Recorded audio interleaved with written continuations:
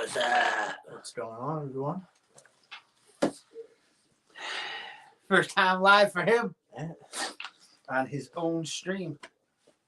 Talking everything preparedness, right? Go ahead.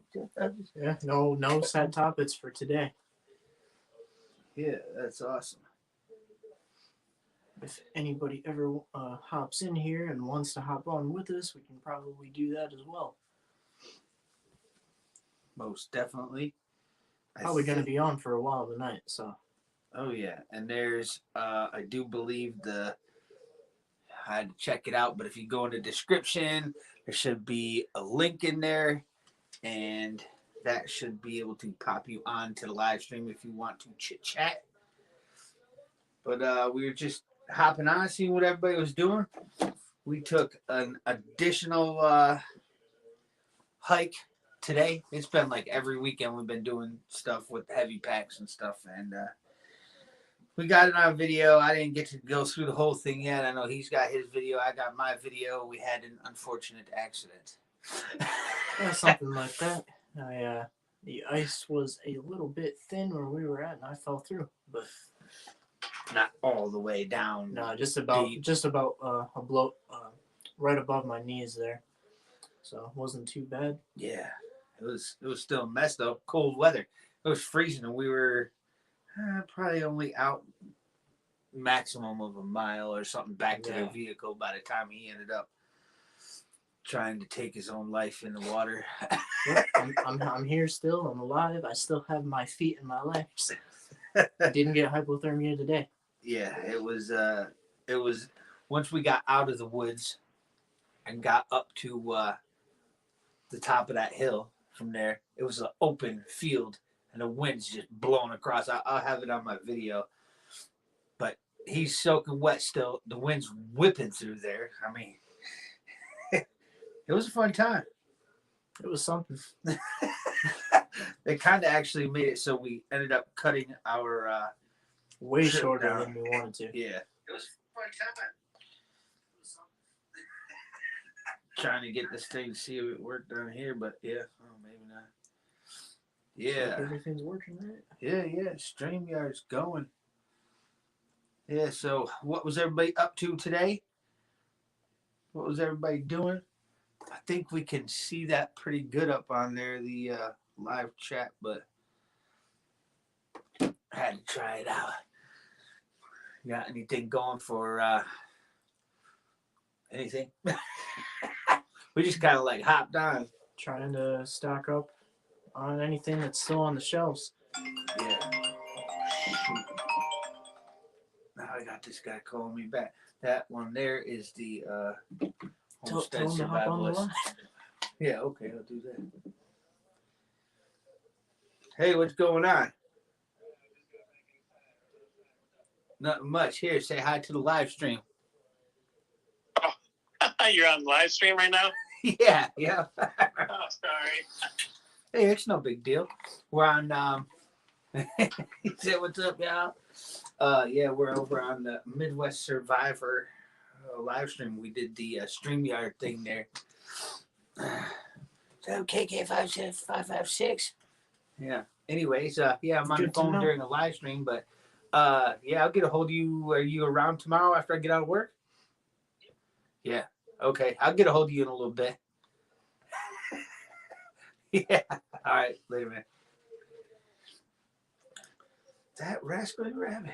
He don't call me or text or nothing. What's up, KK556? KK556. You're going to harass us and hound dog us on there the whole time? What's going on, peoples? Yeah, so we still got out. It was pretty cold. 18 degrees, 19 degrees. I can't think of it. Something like that. Yeah. The wind chill was a little bit. Yeah, the wind killed it today. There was a little part where it was open, no cover. Hurt the face quite a bit. Oh, and the hand pulling out the camera. Yeah. Oh, man, I'm freezing. It was definitely quite a brisk day. I don't know. It was real cold last weekend when we hiked over to the other spot there. We were just down low, though. Yeah, we didn't have as much wind. It was really, really cold, but it wasn't as windy as this time, too. But we've been carrying the packs as heavy as possible. Get the exercise, the cardio. I'm huffing and puffing a little bit in that one. After he took a swim, we had to come up a hill to get back up out to that field to walk back to the vehicle. And man, walk up that hill, some of the spots were just, I mean, you're walking, it was only about 6 inches of snow or something right now, because some stuff started to melt off and blow around and stuff, but it was still enough to get you breathing heavy. Yeah, what kind of sucked about that one is we were on trails and other people were walking on it, and the snow wasn't hard enough that you could walk on top of it. You sank down through it, but it was hard enough that it wasn't like very easy to walk through, like fresh powder. Yeah, and it was going up the hill was slippery. Even going up that last hill before we got to the top, it wasn't too much of a pitch, but it was just some little bit of humps and stuff on the way up. But you could slip, you could fall. And he was soaking wet. His boots were full from the time he went in until we got back up to, until we got to the house. Huh? Yeah. Yeah. Holy crap, man. Which is a good thing, but yeah, I guess it was. We can talk about that once the video goes live. Yeah, we'll later post tonight. Up. Yeah, there you go. He'll post his up. I don't know if I have mine up tonight, today or tomorrow. At least by tomorrow, I have mine done. But yeah, hiking, getting out, getting the exercise, moving around. Our bags are probably about 50-ish pounds, loaded with crap. I'm gonna have to do a bag video. I know I said that a couple days ago or something, but it's a bag I'm starting to put together like a little inch bag. I say little. Started to put together like an inch bag. Usually I'm rolling around with smaller bags, lighter stuff. I like to be quicker and move around, but now I'm trying to get stuff to where, okay, if that's the only thing I can grab, I know it's got the fire in there. It's got containers. I got enough stuff to keep me going. I got survival tabs and survival shot. I got enough stuff to keep me going for a few instead of just grabbing like a. I'm hyping them up to use those bigger packs. I used to be like that. Instead of using like one of my little small, where's the camera? One of my small little bags like that are, 2 fingers, hold it up, no problem. That's going to be something that's a little bit more for vehicle bags. So you can hear it hit the ground, though. There is 6 magazines in there. I got to stay ready. But in the inch bag, I didn't put anything to do with so far firearms or anything like that. This was strictly just food, shelter stuff, fire, that kind of a thing. Inch bag stuff to keep me going if I had to. Just pretty much like yours. Yeah. You got yours set up for like a couple of weeks or something, you said, right? Probably. At least a week. At least a week. If I'm only dealing with myself, it's gonna last at least a week. At least a week. Yeah. Especially if I can be content living off of rice, I'll be good for a while. You got rice in there too? I got 2 pounds of rice, so that'll last a while. A cup each time or something like that. You know what? That's one thing I usually don't cook is rice. Wife usually does all the rice cooking, and I should probably like bring a cup of water and rice or something out. I got water in my bag too. That's crazy to carry the water around with you, but yeah, I got like 40 ounces in mine, and then besides that, I'm just relying on a life straw. Yeah, hey. Which around here where we're at, water isn't too much of an issue. You don't have to go very far to find some kind of source. Yeah, and this time of the year with all the snow. Yeah, that helps too. It's definitely good. The next time we go out, you said you have not had the mountain house, right? Nope. So these things, I think it's like 13 ounces, 13 grams. But you 12 ounces. So 12 ounces, you pour it in the bag. And we'll try some of this out. We went hiking to a spot today. It was kind of ridiculous. No fires. No firearms. Oh, that hurt a little bit. Kind of. I shouldn't be going to communist places like that. But I didn't even know they had them in this state like that. Where it's like, oh, no, you can't have that here, little fella. Yeah. But that is my little fella, and I figured, no. You can walk and you can run, but you can't do anything else. Yeah, that's it. And I thought it was pretty racist, really, just because my Glock is black. It doesn't mean I shouldn't be able to carry it with me. That's messed up, right? I can't believe they do that. Black guns matter. it's ridiculous. Jeez, you think I'll bring my AR out there? Oh, that one's bigger. No, you definitely can't bring it out. See? It's ridiculous. It's ridiculous. I don't know. Everywhere else we went hiking pretty much, except for that spot last week. We were able to have fire if we wanted to, or shoot, when we were walking around the one spot, we had our rifles on us walking. So those are the spots I like to go to. Just because you can do whatever you want. It doesn't really matter. Private land or even some of the, we have a lot of forests in Michigan. Most forests of any state in the country, Michigan. And they got spots where you can still, you could shoot out there if you want, or you could have a fire, or you could cook whatever you want. You could do whatever you want. Some of the places have restrictions on camping, though, that I did see. If you move around enough, so you won't know. Yeah, overnight camping of any kind. It's pretty cool. It's a lot better here than where it was. I'm ready to get out to start my own homestead, basically. Probably within a year or something. We'll be out there a lot this year, gardening and doing all that. Need to improve my own setup. Oh, yeah. This year we'll be out a lot doing stuff, setting stuff up, getting more prepared and ready than ever before. Getting in shape for me. Yeah, and shit. Well, hey, that's pretty good today. You pushed your way right out of the water. I didn't even want to get. I was like, you okay? I was already on ice, and I didn't want to walk over too close to the ice. I mean, we got like 50-pound packs on. He just went through. If I get too close, I'm going to go through, and then we'll both be struggling to get out. But luckily, we weren't too far out yet. And it was like underwater, anything, or you can see him when he goes down. He's like, whoa, his arms go up. But he spread them out. He got out of there with no problem. He got out good.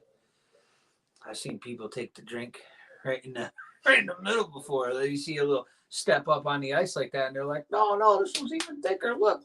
Boom. That was no way. And we were out like maybe 500 yards out on a lake when that happened. Oh my gosh. And this kid, he went down to like here. He's like, and we were like, crawling over to him and stuff, trying to pull him out. Oh man, it was a mess. He couldn't get out for, it must have been a minute or two. That was bad. Yeah. And we were probably a mile or two from the house. Oh, that boy froze. He was the whole walk back. We didn't even have anybody to pick us up. I was young. I was 16, 17. And that happened. Jeez. That's what it is, though. Sometimes. And I didn't have one of these rock dropping patches, too. I didn't have one of them big things with rope on me or nothing. This thing was just sitting here. I pulled it out of a different bag. It was at least solid enough where you could pull up. So, I mean, that helped out hugely. You weren't deep enough to be in too much trouble there? Yeah, that wasn't bad. It was just too cold for that.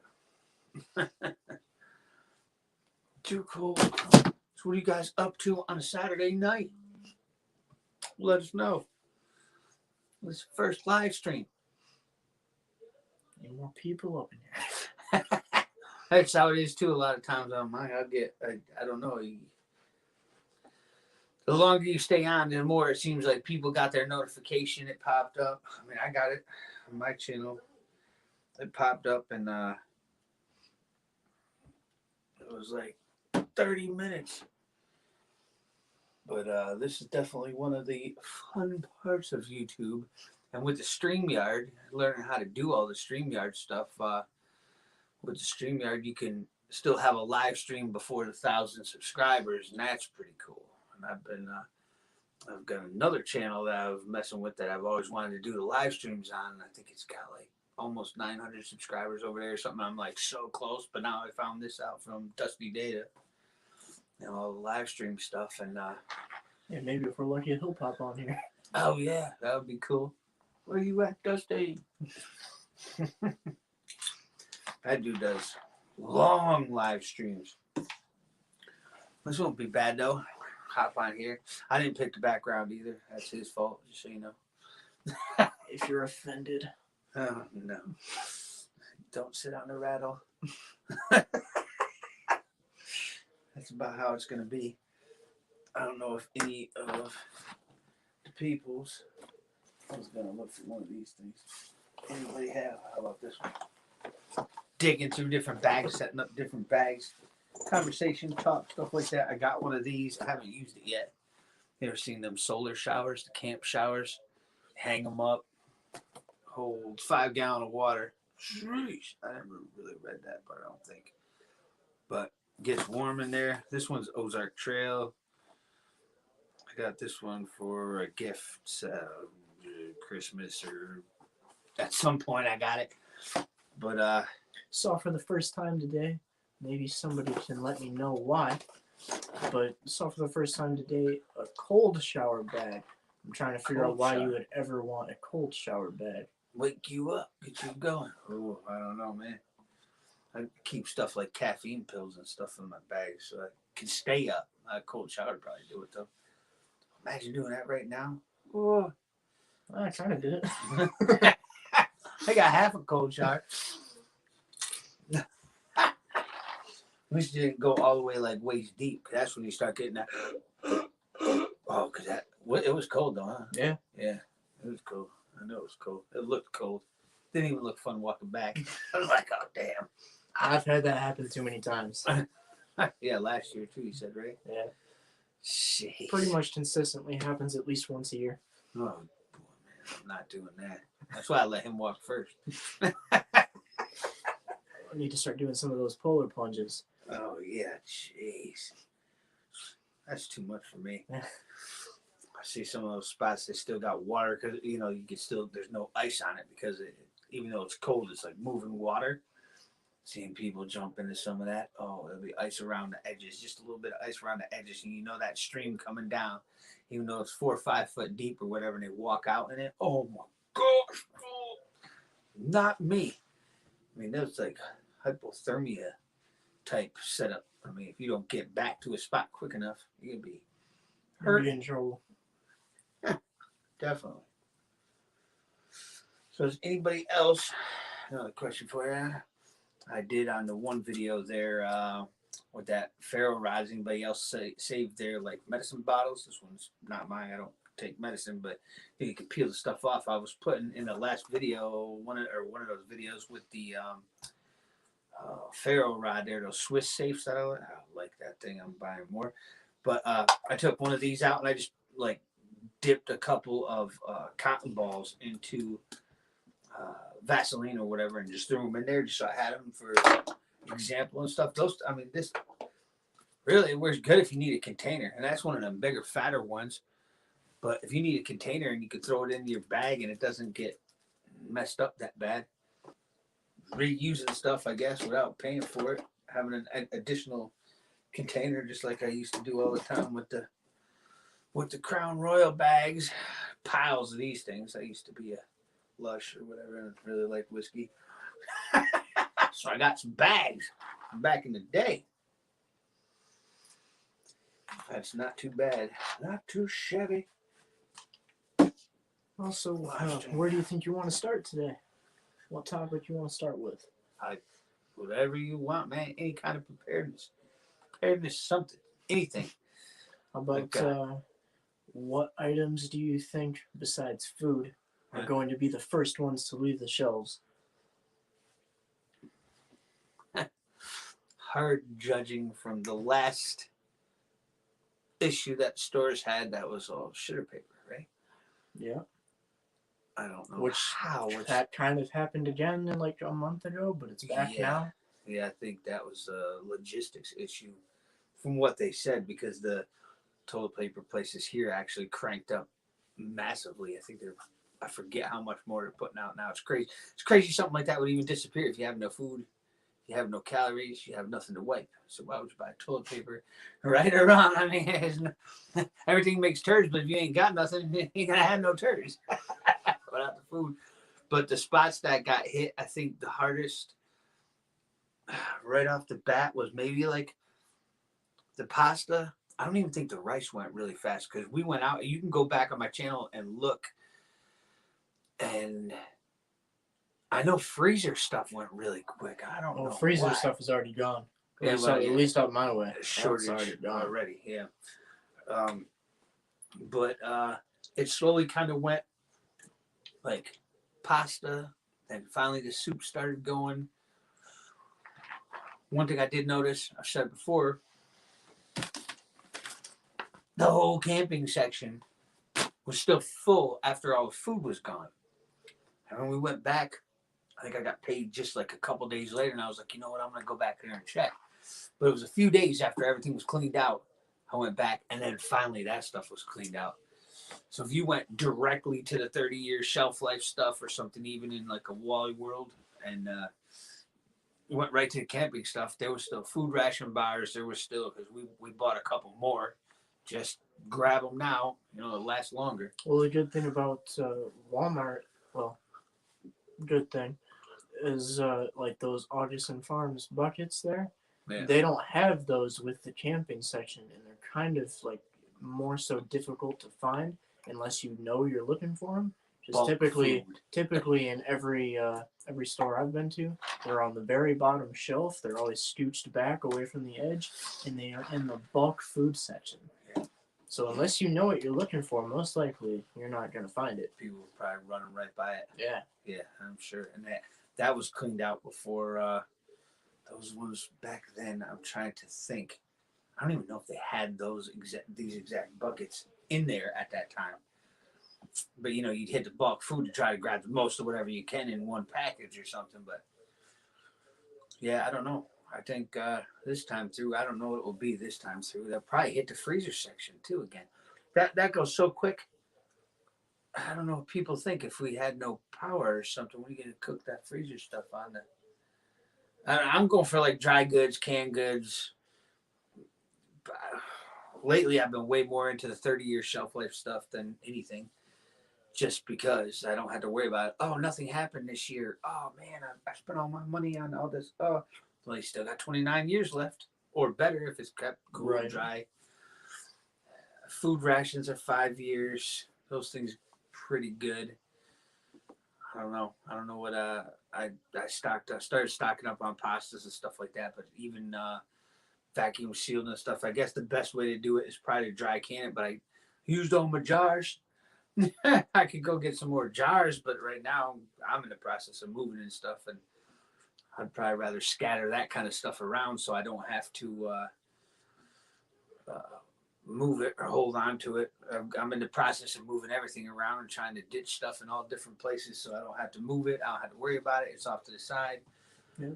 That's dry goods is where I would probably go first if stuff goes too crazy. But you're supposed to be stocked up enough that you don't have to go to the store when the chaos starts. That way there's no problem.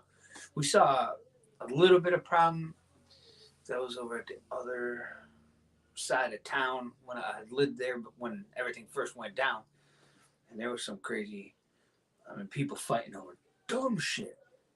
Stupid toilet paper and stuff. There was people just,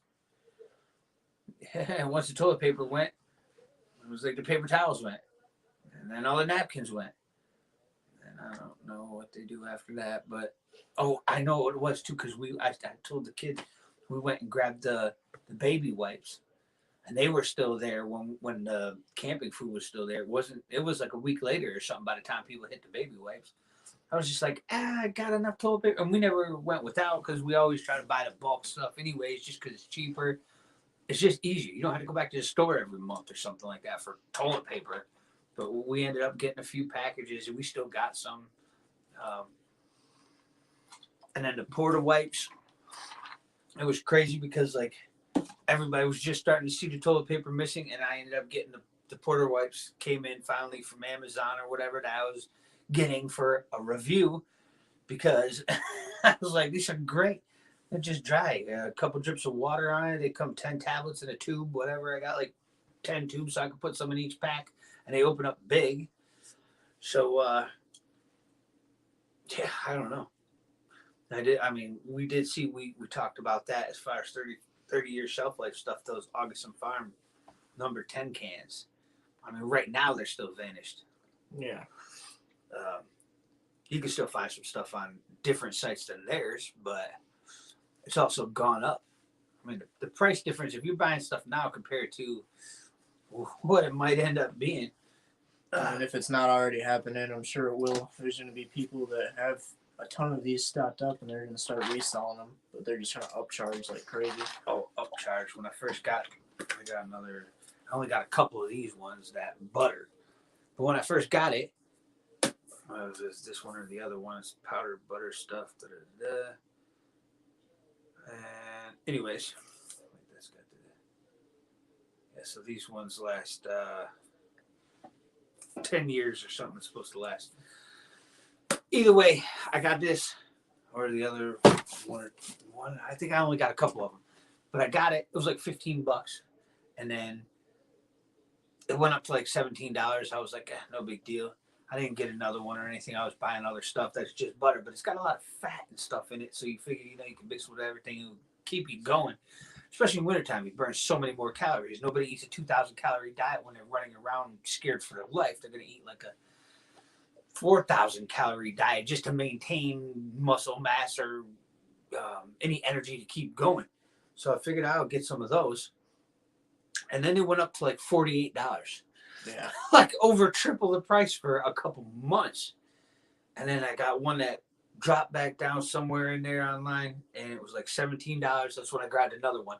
And now I don't know what they are. They're probably 18 or 19, something like that. I can't remember. Maybe I saw it for 20, 18, 19. Either way, good to have, man. That stuff just doesn't last quite as long as the regular 30-year shelf life. The number 10 can, some of them I think are 20 years, 15 years, and 10 years or something. That was a 10-year. But still good to have. Hey, what's up, Modern Refugee? Good to see you. Hey, what's going on, man? Oh, I'll just say, I can't read from here. I need glasses. This guy took a dip while we were out hiking today. Oh, yeah. I got cold. Went through the ice. We had the big packs on. We were rucking or whatever you want to call it. And, yeah, we were out not far enough to go, chest deep or anything like that. We were only out a little ways, but yeah, it was cold. It was still probably under a mile to get back over to the car, but it was windy. That field was cold. I know he was freezing. It's doing pretty good. It wasn't too bad. I didn't end up losing a leg or anything, so all in all, pretty good day. Yeah, it was cold. We went to a spot today that we didn't know until we got there. Couldn't have firearms there. I don't know why or whatever, but and no fires, so we couldn't even have a fire out there. And then the trip got cut a little short because he took a swim there. But other than that, I mean, heavy packs, good exercise, coming up the hills out there in the snow. It wasn't. It was definitely good cardio. Oh yeah. Yeah, it was all right. You got to keep pushing that. Yeah. Oh yeah. Keep going. Wasn't as fun as we wanted. Still got out for a few though. A lot of people are just like hiding in their houses right now. That wind was whipping today across that field that we came back through. That was cold. I mean, my face, the whole mustache was freezing up on me. It was a fun time. We've been going out every weekend. I was doing like once a month hikes and stuff like that. Sometimes I was posting stuff on YouTube. I got like a hiking playlist, but this is like lately it's been almost every weekend we've been going out for most of the winter, which is I don't like the cold as much as he does probably, but I'm just really good with it. Yeah, I can't believe I would have been shaking and popping back out of that water. Oh man, I'll have the video up by tomorrow, so you're gonna post yours tonight. Yeah, my video will be up tonight, but the actual footage of me falling through will be on his channel. So. Oh yeah, I caught that. It was right after the yellow snow. Like, don't eat the yellow snow. Anyways, hey, come out of the water. We're already partway out. We weren't very deep or anything. I could feel it. It was kind of crunchy, softish. I don't know. I didn't even think there'd be a spot that you could fall through right now. ice so stinking thick. Even when you push yourself back up, that looked like it might have been, like you said, a hole that someone already had broken through that he went and walked on. That was too much for me, man. That's why you send the young people in first. Go that way. I'll follow you. Enough for me. Fun time. Can't wait to see that video. It's gonna be a good one. Yeah. Oh yeah, it should be good. Wasn't what'd you say, we planning on a hot tent camping about 2 weeks. Oh sweet. Yeah, I saw some of your stuff where you were on there. And then today you were drying you made like almost a rack. And I seen Gil there from Greyman Prepping Campton Farms or whatever it was. He said he does like 2 racks, or I'm in the camera, 2 racks, and then puts a pole across so he could hang more stuff or whatever. I thought that was pretty cool. Seeing, just a way to dry the clothes out at the camp. You would have needed that today. Yeah. That would have been bad. If we were stuck out there, yeah. I got enough stuff to probably keep us warm. Aside from emergency blankets, wool blanket in the bag, everything like that. He had enough stuff, but he would have had to. But we didn't have sleeping bag. I don't. No, that one. Today was definitely a learning experience, and it taught me that I've got a extra shirt and extra socks in my pack. Definitely want to try and fit an extra pair of pants in there after today. Don't know why I didn't think of it before, but yeah. Yeah, socks are a must too. Yeah. Anyway, I always keep like the extra everything just in case. In this bag, actually, I got extra socks in this bag. I don't have anything extra. What say? Yeah, drying clothes is important. Yeah. Oh man. Definitely. Today it was all right because didn't have to stop. I could just keep my temperature up by moving around. But if you needed to stop for any reason, it wouldn't have been good. And it wasn't super cold today. I mean, it was cold, but not like dangerously. 19 or something like that. I mean, that's dangerous enough when you're soaking wet. Right. If you don't have a fire around. We would have had to set something up quick. Most definitely. Yeah, there was so we were out on a public trail where the trails kind of went down next to the ice, and there was a spot where somebody else walked out to the ice, and we decided, might as well go through. And we were already out at least 20 feet probably where I fell through, and there was a spot where somebody else fell through, and I thought that maybe it was just clear where it froze back over, so I lifted my foot to test the ice, and I'm pretty sure it's because I put all my weight onto one foot, which I'm not as light as I should be, and then add like a 50 or 60 pound pack. That's too much weight to just have right next to that, and I fell through. But it wasn't. I got it on camera. Yeah. It'll be on his video, but it wasn't deep enough to be too much of an issue. It was like right above my knees. Yeah. Because if you went down, like I said, below, belt level or something, you really would have been gasping. Yeah. That's when it gets like, oh man, like frozen time. Shriveled old peanuts. Yeah, that was fun. I was making sure he's getting out of there and not knowing, oh man, I'm gonna have to bust the bag out real quick. I was just kind of like, stay calm. He was staying calm. He did good. Everything was good. At least under like a little bit of pressure or stress for a second. You were in the water for a second too. I wanted to make sure I was gonna come out the right way. I would rather take my time getting out than make a hasty decision and end up making myself in a worse spot. So yeah, having it break again or something. You spread out pretty good. I've had it happen too many times. I don't. I tend to do it at least once every year. So you gotta stay away from this shit. Next year, jeez, man. Yeah, maybe next year I'll plan on doing it. Yeah. Do it over in a damn stream or something where you're not gonna drown or something. Oh man, it's too much. No fun for me. I'm not. Just don't want to get trapped under the ice. That's the big thing. I had one time when I was younger, and I forget where I was. I was at somebody's house, and it was pretty cool, and we were gonna jump in, but what do you say? Okay, we got. Yeah, we didn't. I mean, in all honesty, we didn't really plan on going out on the ice, but we both have rope in our packs, and he has emergency blankets and a wool blanket. I've got an emergency blanket in my pack, so we did have some things, but we weren't as prepared as we should have been. But Yeah. we We were probably should have went down further to where it was easier to walk out on the ice. This was out in like the cattail section, so it's kind of not going to be as solid right there. I mean, it was different when we first started walking out. I was iffy. That's why I let him go first. That's how I do it. But yeah. Speaking of, I mean, you say you go out on the ice.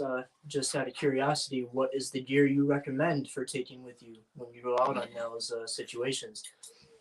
Always looking to improve on the things that we should have with us. So. Oh yeah. Any extra items? I got a tarp, but that wasn't even with me. No, my tarp's in my other bag. And Not too many bags. Yeah. Start setting up all different bags for all different situations and scenarios. This one, I don't know if I have the. Oh no, that's in my EDC bag in the car. The emergency tent and stuff like that. Yeah, I'm all right now. It was a little bit cold, but sitting in the house for a little bit. Yeah. Afterwards, turn the heat up. I don't know that I don't have that emergency tent. You got an emergency tent in yours, right? In your bag? It's not in my bag at the moment. Switched up, put it in the other one. Yeah. The tent. What you got there? Let's see. I got duct tape. Got paracord. Oh, I never thought about that. Yeah.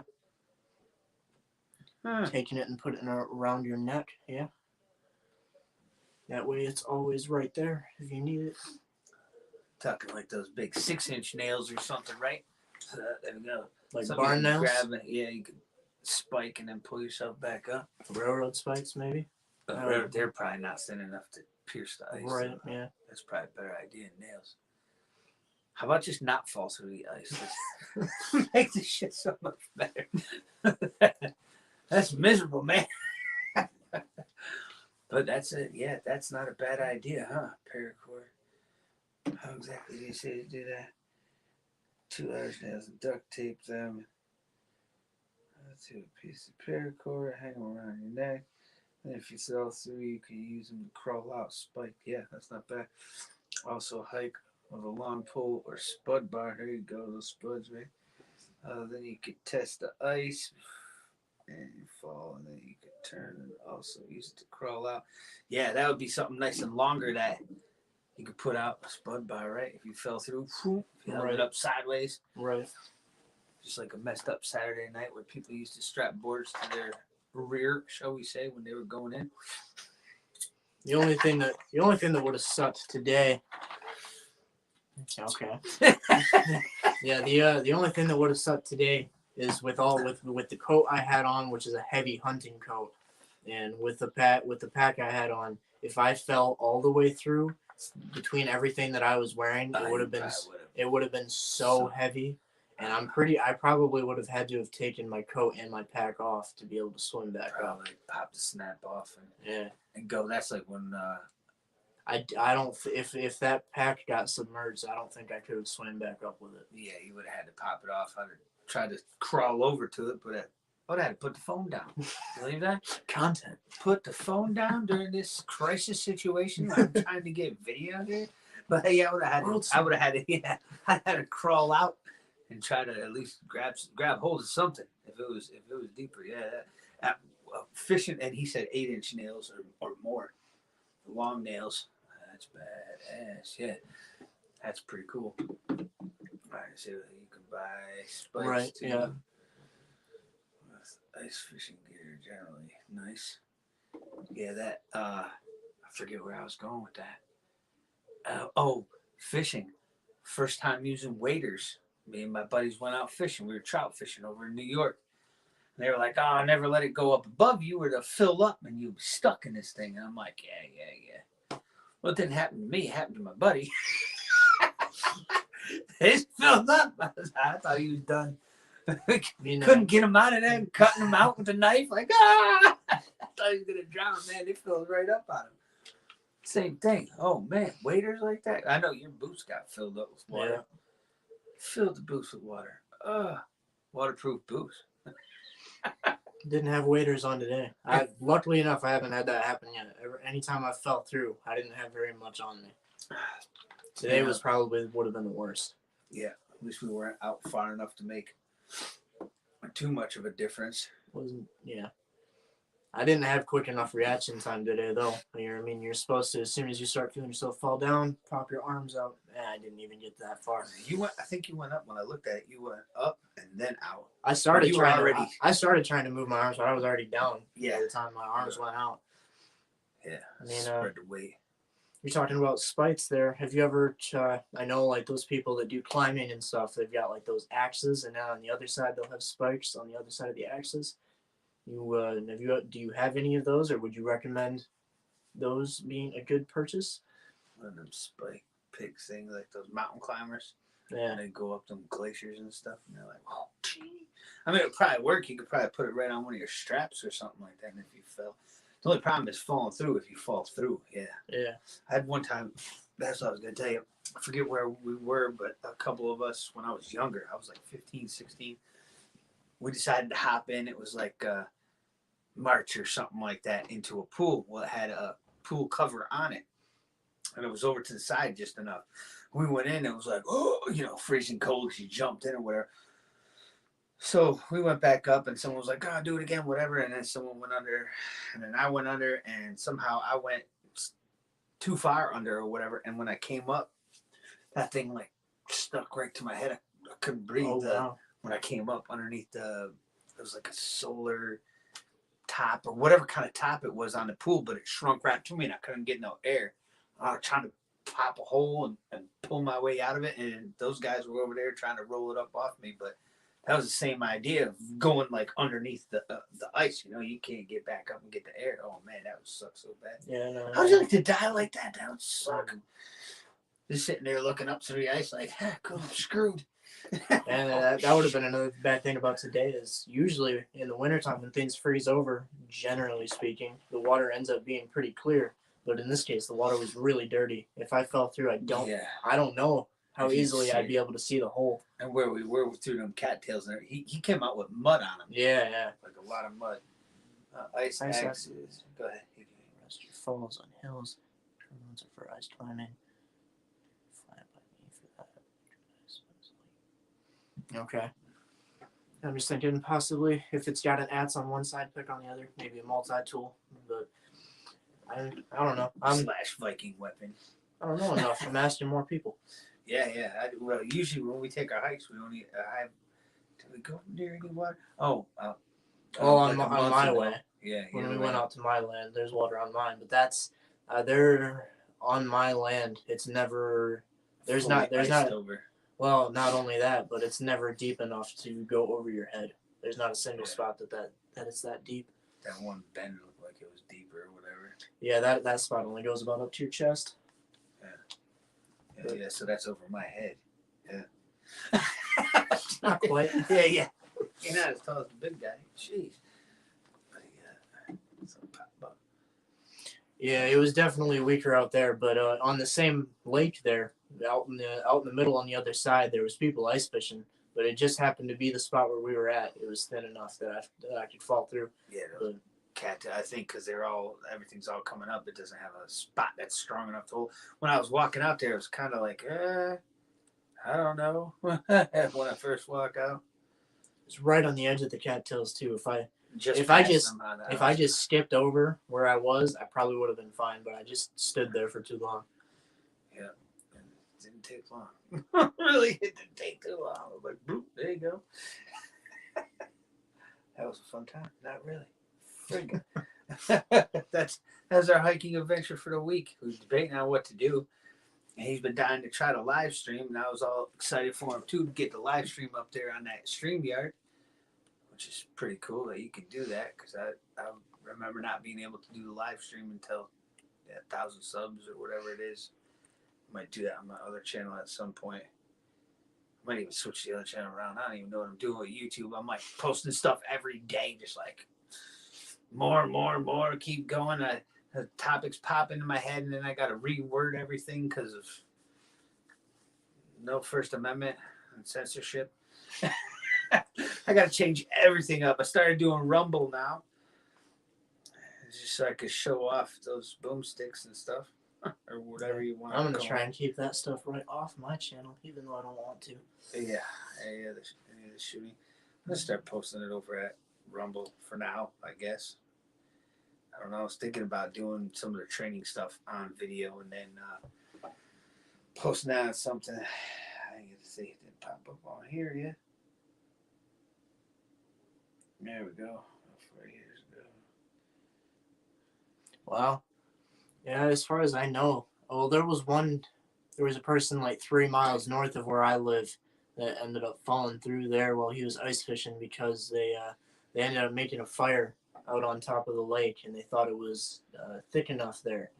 And they stayed out there for like 6 hours with the fire going inside. They made a hut out on top of the lake and they made a fire inside the hut and it ended up melting through the ice and they didn't even notice it was happening and they just fell through.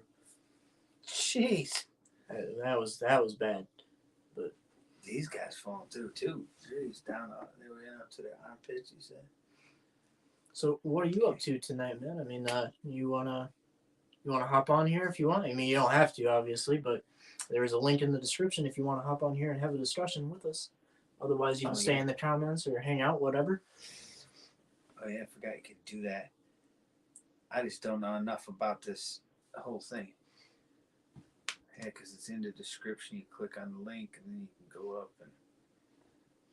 Forgot about that. That's another thing that's cool about StreamYard. You can get like 6, 7, 8. Well, I think it's 6. 6 unless you do the paid one. I think it was like 10 people. Which I still have my free trial, so technically I could have. Right there, guess. Oh. It popped up. Who is it? I don't know. Everybody guess? Add to stream. Yeah, sure. See what happens.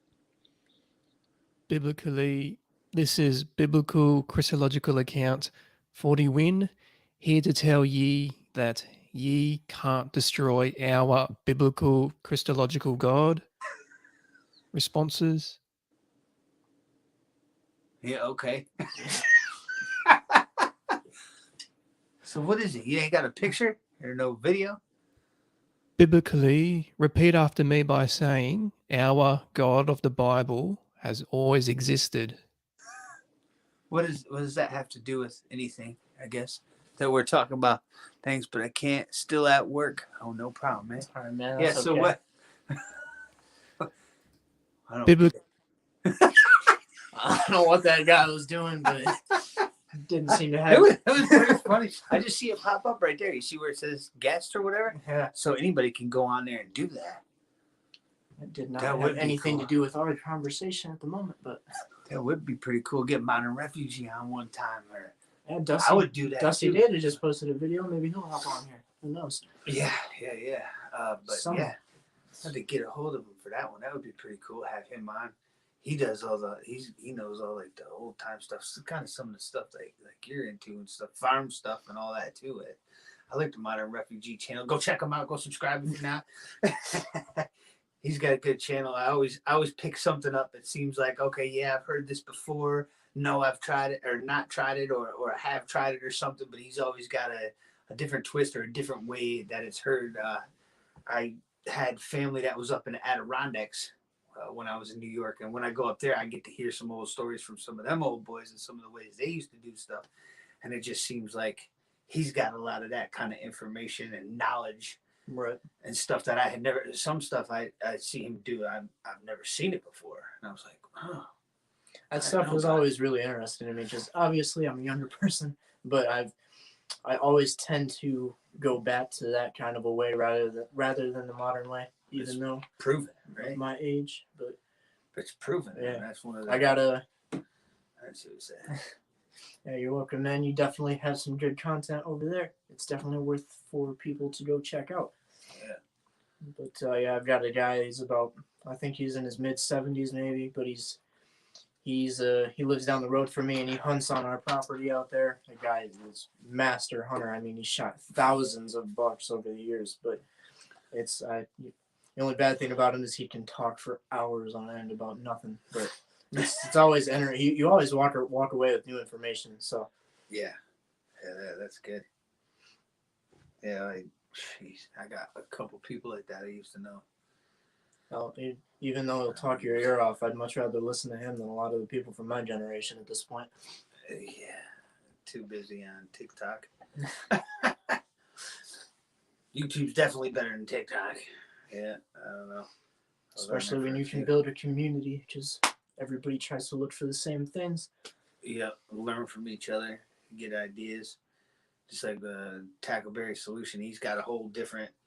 I've been talking to him for a while now. I even talked to him on the phone a few times, email, everything, and he's got a different piece of information because of what he had gone through with his life experiences, and compared to what I hear from a lot of other people, and I'm just like, this guy, he knows that certain part. You know what I mean? Then it's nice just taking like pieces from everybody. You can take a piece from Modern Refugee. You could take a piece from Tackleberry Solutions, the Midwest Survivor, or the Homestead Survival. Yeah, and everybody might do some part of it the same, but and then it would be sick to have a whole bunch of people like that meet up and go do something one time to see not just how everybody does it, but what each person, like some people have different strengths and weaknesses. So some people are going to be strong over here with that, and others are going to be like that. I mean, that would be pretty cool to see. I know Angry Prepper.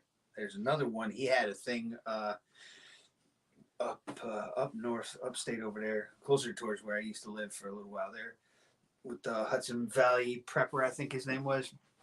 And they did like a prepper garage sale, and then after that weekend they camped out all weekend. That was a couple months ago or something like that, but I forget what they said, like 60 people.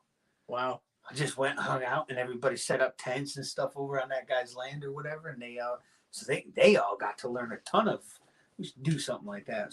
Sometime I hear go up to a spot that has a whole bunch. I didn't see what it said. How was someone else? Yeah, I can't read. I see it down here. What's going on, Chen Carpenter there? That looks like one of them. Not sure. Click on the button. Yeah. Don't worry, it brings you to a bad site. I don't know about that there. Yeah, I don't think it will even work like that. He could report them. Vum today, whatever. I don't know what this dude's doing. Whatever. Just gonna ignore that for now, unless it gets worse. They just block them off or something like that. What a mess. Wasn't in the normal writing, but anyway. It'd definitely be cool to do like a camp out like that. But, yeah. 60 people, that's a lot of people. I mean, if we did it on my land, I don't know how I'd feel about that. That many people. Yeah. No, I would do it in a spot instead of right. On land. Gotta go. Work calls. You guys have a good night. Have a good night. You too, man. Thanks for stopping by. Yeah, we both said the same thing. Yeah, I wouldn't do that on anybody's personal property like that. I would make that like a public land thing, right? Or everybody meet up at a some sort of a campground or something. And because if you had people, because those people were coming from all over the place in New York, and they all like kind of met up at one spot and did whatever. That'd be a cool thing to do. Just like a lot of the other YouTubers do the bang bang stuff down south every year. Yeah, a bunch of the gun tubers go down there and shoot stuff up. Like that 2 EDU that I met over in Flowerville at a Second Amendment rally. I met him. He went down to Iraqi vets shootout down in Tennessee, Georgia, North Carolina. South Carolina or something. Yes, that might be something like that. But yeah, he got to go down there with those guys. That was probably all right because they ended up getting, everybody got to meet each other, all the different YouTubers. Everybody got to try everybody else's pieces. Everybody got to see what was, and that would be cool.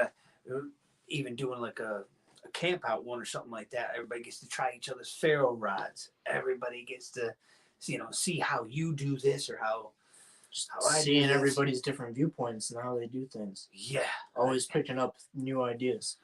Yeah, how you set your tent up versus your tent, or the shelter, whatever you want to do, a lean-to, or if this one's going to end up doing a hammock thing or whatever. And don't forget, guys, if you want to hop on here and say hi, as long as you're not like whatever that last dude did, down in the description you can click the link and it will set you up, and then we can pop you on. And I think it's like up to 6 people or something like that. I believe so. Yeah, but that would be that'd be cool if someone wanted to pop on and say what's up. Pop on, pop on. Not everybody at once. That's You know what you do? what's that? Dusty Data just posted a video. Leave a comment. Hey. That's Dusty speaking Data of right him there. Right now. He was just saying Dusty Data's on there. Hey man, you should hop on. Have a discussion. What's going on? Oh yeah. He did the StreamYard thing. We already got one person on here, but they just went crazy. Yeah, that was a little weird. a little weird. Yeah. How are you doing tonight, man? Yeah. Good to see you. I watched one of your videos the other day where you busted out your pack. I think I left a comment. Oh, he's on there right now. Oh.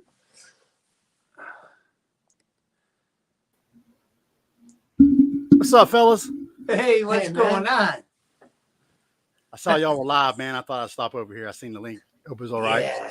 He wanted to try it. He's got like my buddy Tackleberry there. He doesn't have like the best service out where he lives. And since he's down this way, I was like, dude, let's hop on your account, pop it up. But you know, the StreamYard lets you do the under 1,000 people and everything, you know, for subscribers. So Yeah. He's always talking about your channel. He's always telling me, since we were on that one time there, you know, he's like, oh, that'd be cool to get him on there. I said, if we stay on long enough, you might pop on. Hey man, that I was in your live stream chat. Probably saw me a couple times on Friday there. I was in there for like 4 hours. That was an amazing live stream. Oh, thanks, man. Yeah. I usually don't do live streams other than the game show. I like making the videos, man. Going out in the woods, Right. doing shit. You know, I don't know if y'all caught the last video I put down. I went for a walk in the woods, a nice park, fully loaded packs. Fully, yeah. It was Oh, like, yeah. We went on another hike today, but I saw that. It's got to be nice in February to go walk around in shorts and stuff. Yeah, man, I fell through the ice today. Oh no shit! Oh, Get it on tape. Yeah, it wasn't very deep where we were at. It only came up like about right above my knees, but yeah, not a good deal either way. yeah. Hey, it's good practice, man. Do it while you got safe conditions. You know, hyperthermia is a real thing for y'all. Yeah. Oh yeah. It was about, I think it was 19 degrees or so while we were out, and we were still at least 3/4 of a mile or something from the vehicle where he fell in. So we still had to hike back up a hill. We had the full bags on. We got I brought this one in here, but I got one of these big heavy beasts in here. And we were walking around, basically rucking, trying to get some exercise with all our gear in there. And that didn't help on the ice. No, too much weight.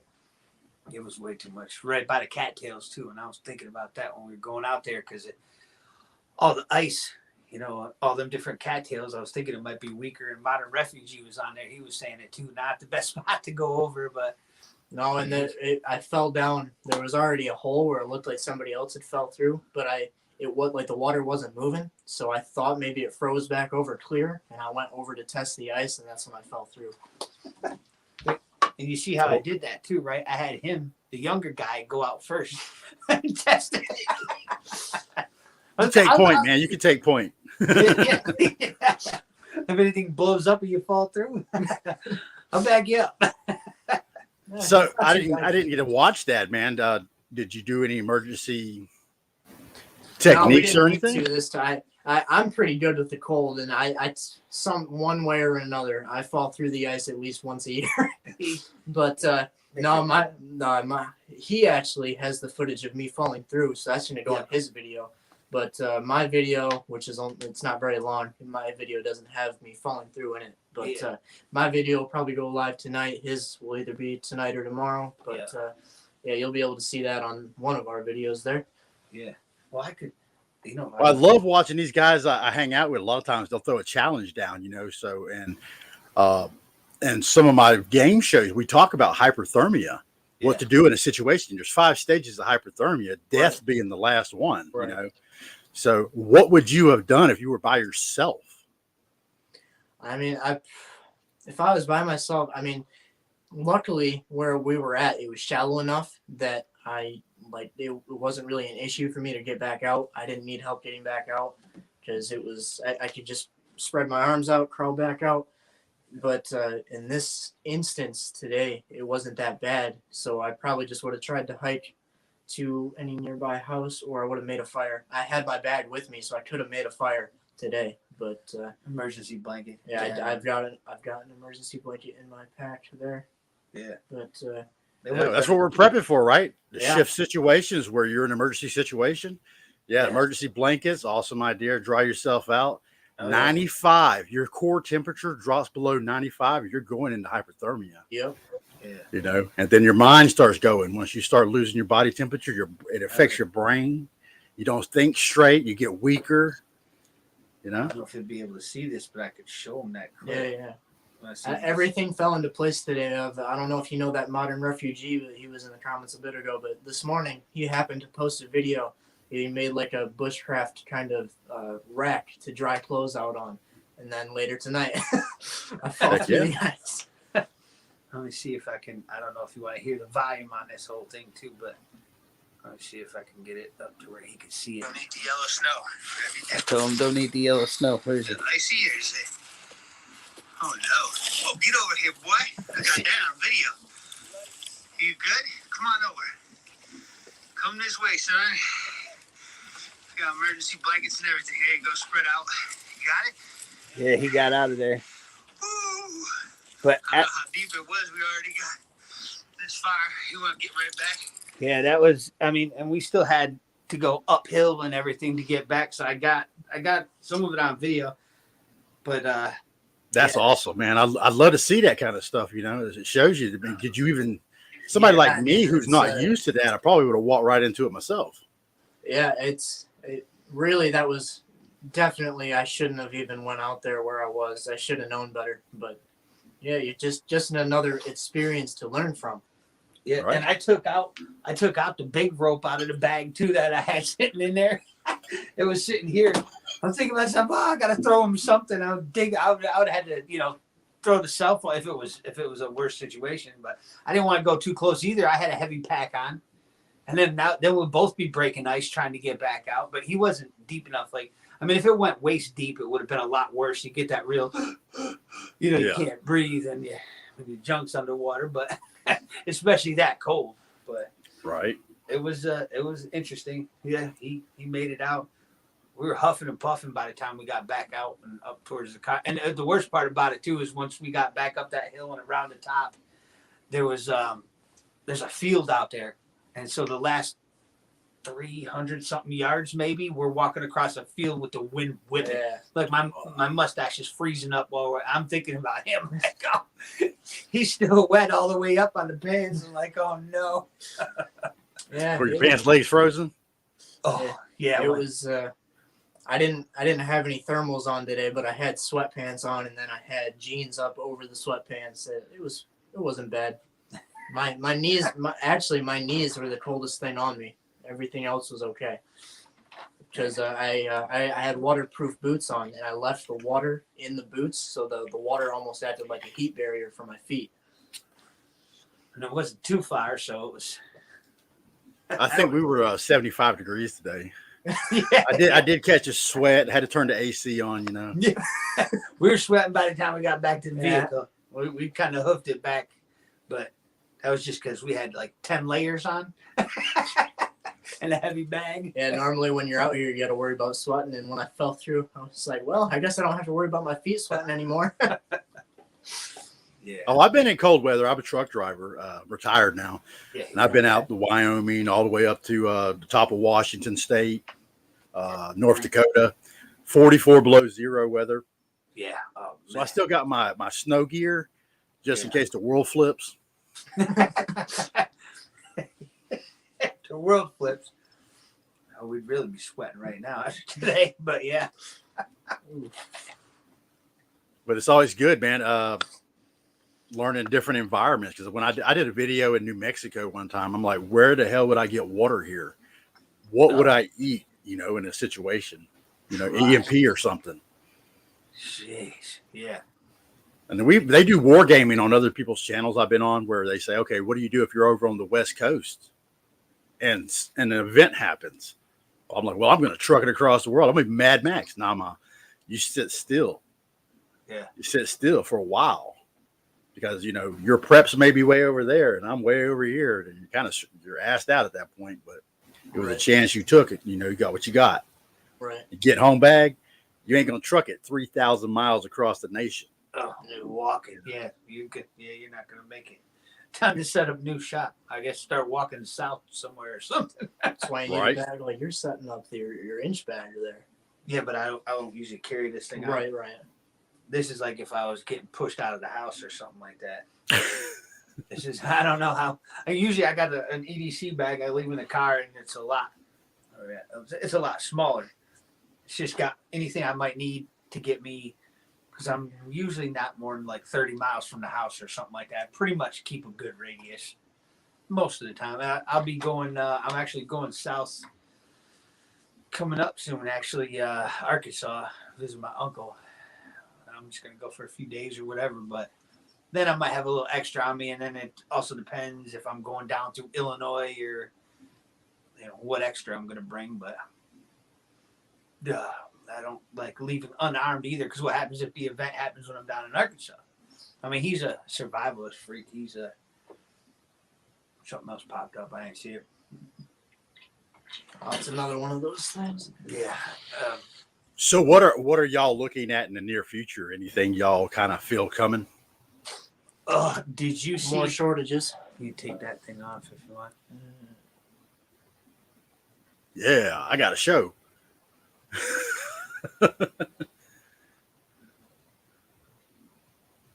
I think you pushed the wrong button.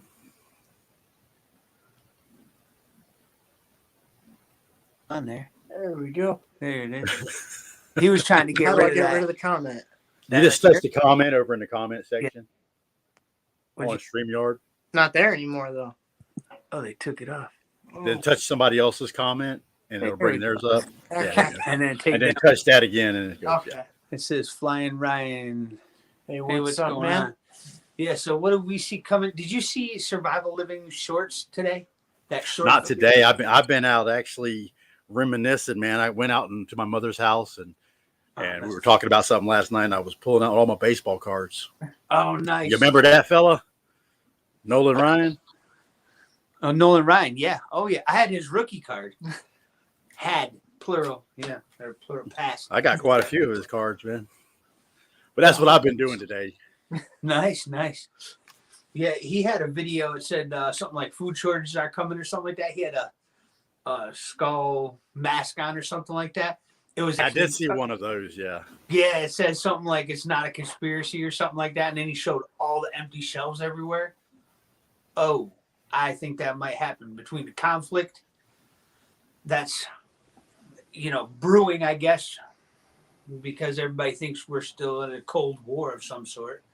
I don't know why we're still messing with them or what. I mean, I know why they're mad. I listened to the live stream with Putin, and he said he doesn't want them joining NATO because just like when Russia joined, or when Poland joined or whatever, it wasn't like defensive missile systems that they set up.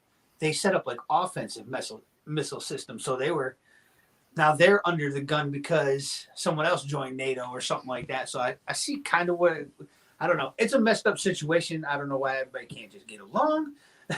But between that and the trucker strikes and all the stuff going on, I mean, there's going to be, I forget where I heard it, but someone was making a guess, an estimate by the second quarter of the year that the shelves will be half of what they are now. Which is And already We got stunned. If you remember back in 2018, I think it was, I-29 around Nebraska area, Idaho area, Iowa, that place got wiped out. When I was trucking going through I-29, that whole road got wiped out. That's where the grain belt was. A lot of the silos, the cattle got drowned. Yeah. right. All the cattle feed, that's where it's produced in that area, like near Lincoln, Nebraska. Yeah. Now that you say that, I remember that because I'm actually I live on a farm, so that resonated it with me. But Yeah, and then it trickles down after a while. We had reserves, so they pulled into the reserves, because now we're digging into reserves back 2-3 years ago. Yeah. yeah, And then what happened next, and the Yeah. next, the next. It's just been like an ongoing landslide. It's just like a snowball effect. It's getting bigger and bigger and bigger. This Canadian thing going on, it's Yeah. going to take its toll. Oh, I think so. Yeah, Which definitely. now they're trying to start something up similar to what's happening up there down here now. So But that was on Facebook, and they ended up kicking the group off of Facebook. And then it was kind of crazy because the next day nobody went on Facebook or something, and the stock fell like 30%. You got to figure now. You got to figure right here. We don't have those implements in place. You try to tell a truck driver in America he's going to have to do something or he can't drive. right. You shut down our logistics in the United States. If this has been the biggest concern of mine, because when I retired, I'm like 2 years into the sickness here. Yeah. The logistics hasn't never been touched. No mandates, no masks, no forced anything. Nobody said anything to us. We were just driving cross country, back and forth, back and forth. Not a word to us, but you gotta have the the hokey pokey. Yeah. Everybody else got the hokey pokey, but don't talk to us about it. Truck drivers, logistic didn't even get touched. Yeah. Did you see what that said? Yeah. Yeah. He said he was about 50 to 100 miles south of him was the North Edge. Yeah. Yeah. If you shut down the trucking, yeah, that's kind of. I talked about that a couple of days ago when I was thinking about it, and I posted a video about it. I can't remember exactly what I said, but it was like, you see what's in the store now, you see what's in the warehouse. If nothing, if they keep taking it out of the warehouse and it's not getting refilled, what's going to be I mean, it's not going to make it to the floor. Yeah. Well, it's $30 for 3 steaks. I'll tell you that right now. So the Ooh, prices are going up. Right. Oh, Oh, Southwest sure. Minnesota. What's the temperature there today, Ryan? Yeah, the steak is too much. The meat's too much. All the meat. That's another thing. I got lucky. I got somebody who's got I don't know what their whole situation is, but the one kid's allergic to everything. I got jars and jars of peanut butter just recently for sale. He's like, I can't even have it in my house. I'm like, okay, so he got that. He gave me a bunch of the cans of the big fat cans of like beef and pork and chicken and stuff like that. I mean, like 50 of them, the huge ones. And they're like, we don't need it. I don't know where the hell I got it from, but I got a pile. I got hooked right up just recently. And I just got done talking about how I'm not buying any more cans until after I move. But Right. Here's a bunch of free ones. I'll take them. Why Yeah, not? you probably lucked out though. You know what happens when you get there, and then it's like, I should have got it. Yeah. Well, I'm still trying to do a little bit of the 30-year shelf life stuff. That's getting harder and harder to find. Now, Midwest, have you tried this stuff? Have he? What stuff? Yeah. Has he tried the 30-year shelf life food? Not yet. That's what we were going to bring out today. So we go to bring everything out. We get to this spot. We never went hiking there before. And we get out there, of course. Well, I'm not going to show you what it is, but got the Glock with me, got everything. I'm still careful when I go out. And our plan was to have a fire and cook it. He's never tried it before. We're going to let him try it. I was going to get it on video and stuff, first thoughts of everything and whatever. We get there. There's no weapons allowed, firearms anyways. So I'm like, okay, let me run back to there. I threw it back in the car, get back over there. No fires allowed. I'm like, you gotta be kidding me. So like in between that and then trying to do the live stream on our way back, once I got back here, I was throwing pizza rolls in the oven because I didn't eat yet. I was gonna eat a bag of food with them and whatever and see which one he wanted to try out and everything. And it was Mountain House is one of the best ones I've had so far. And I've tried the Ready Wise not too long ago in a video.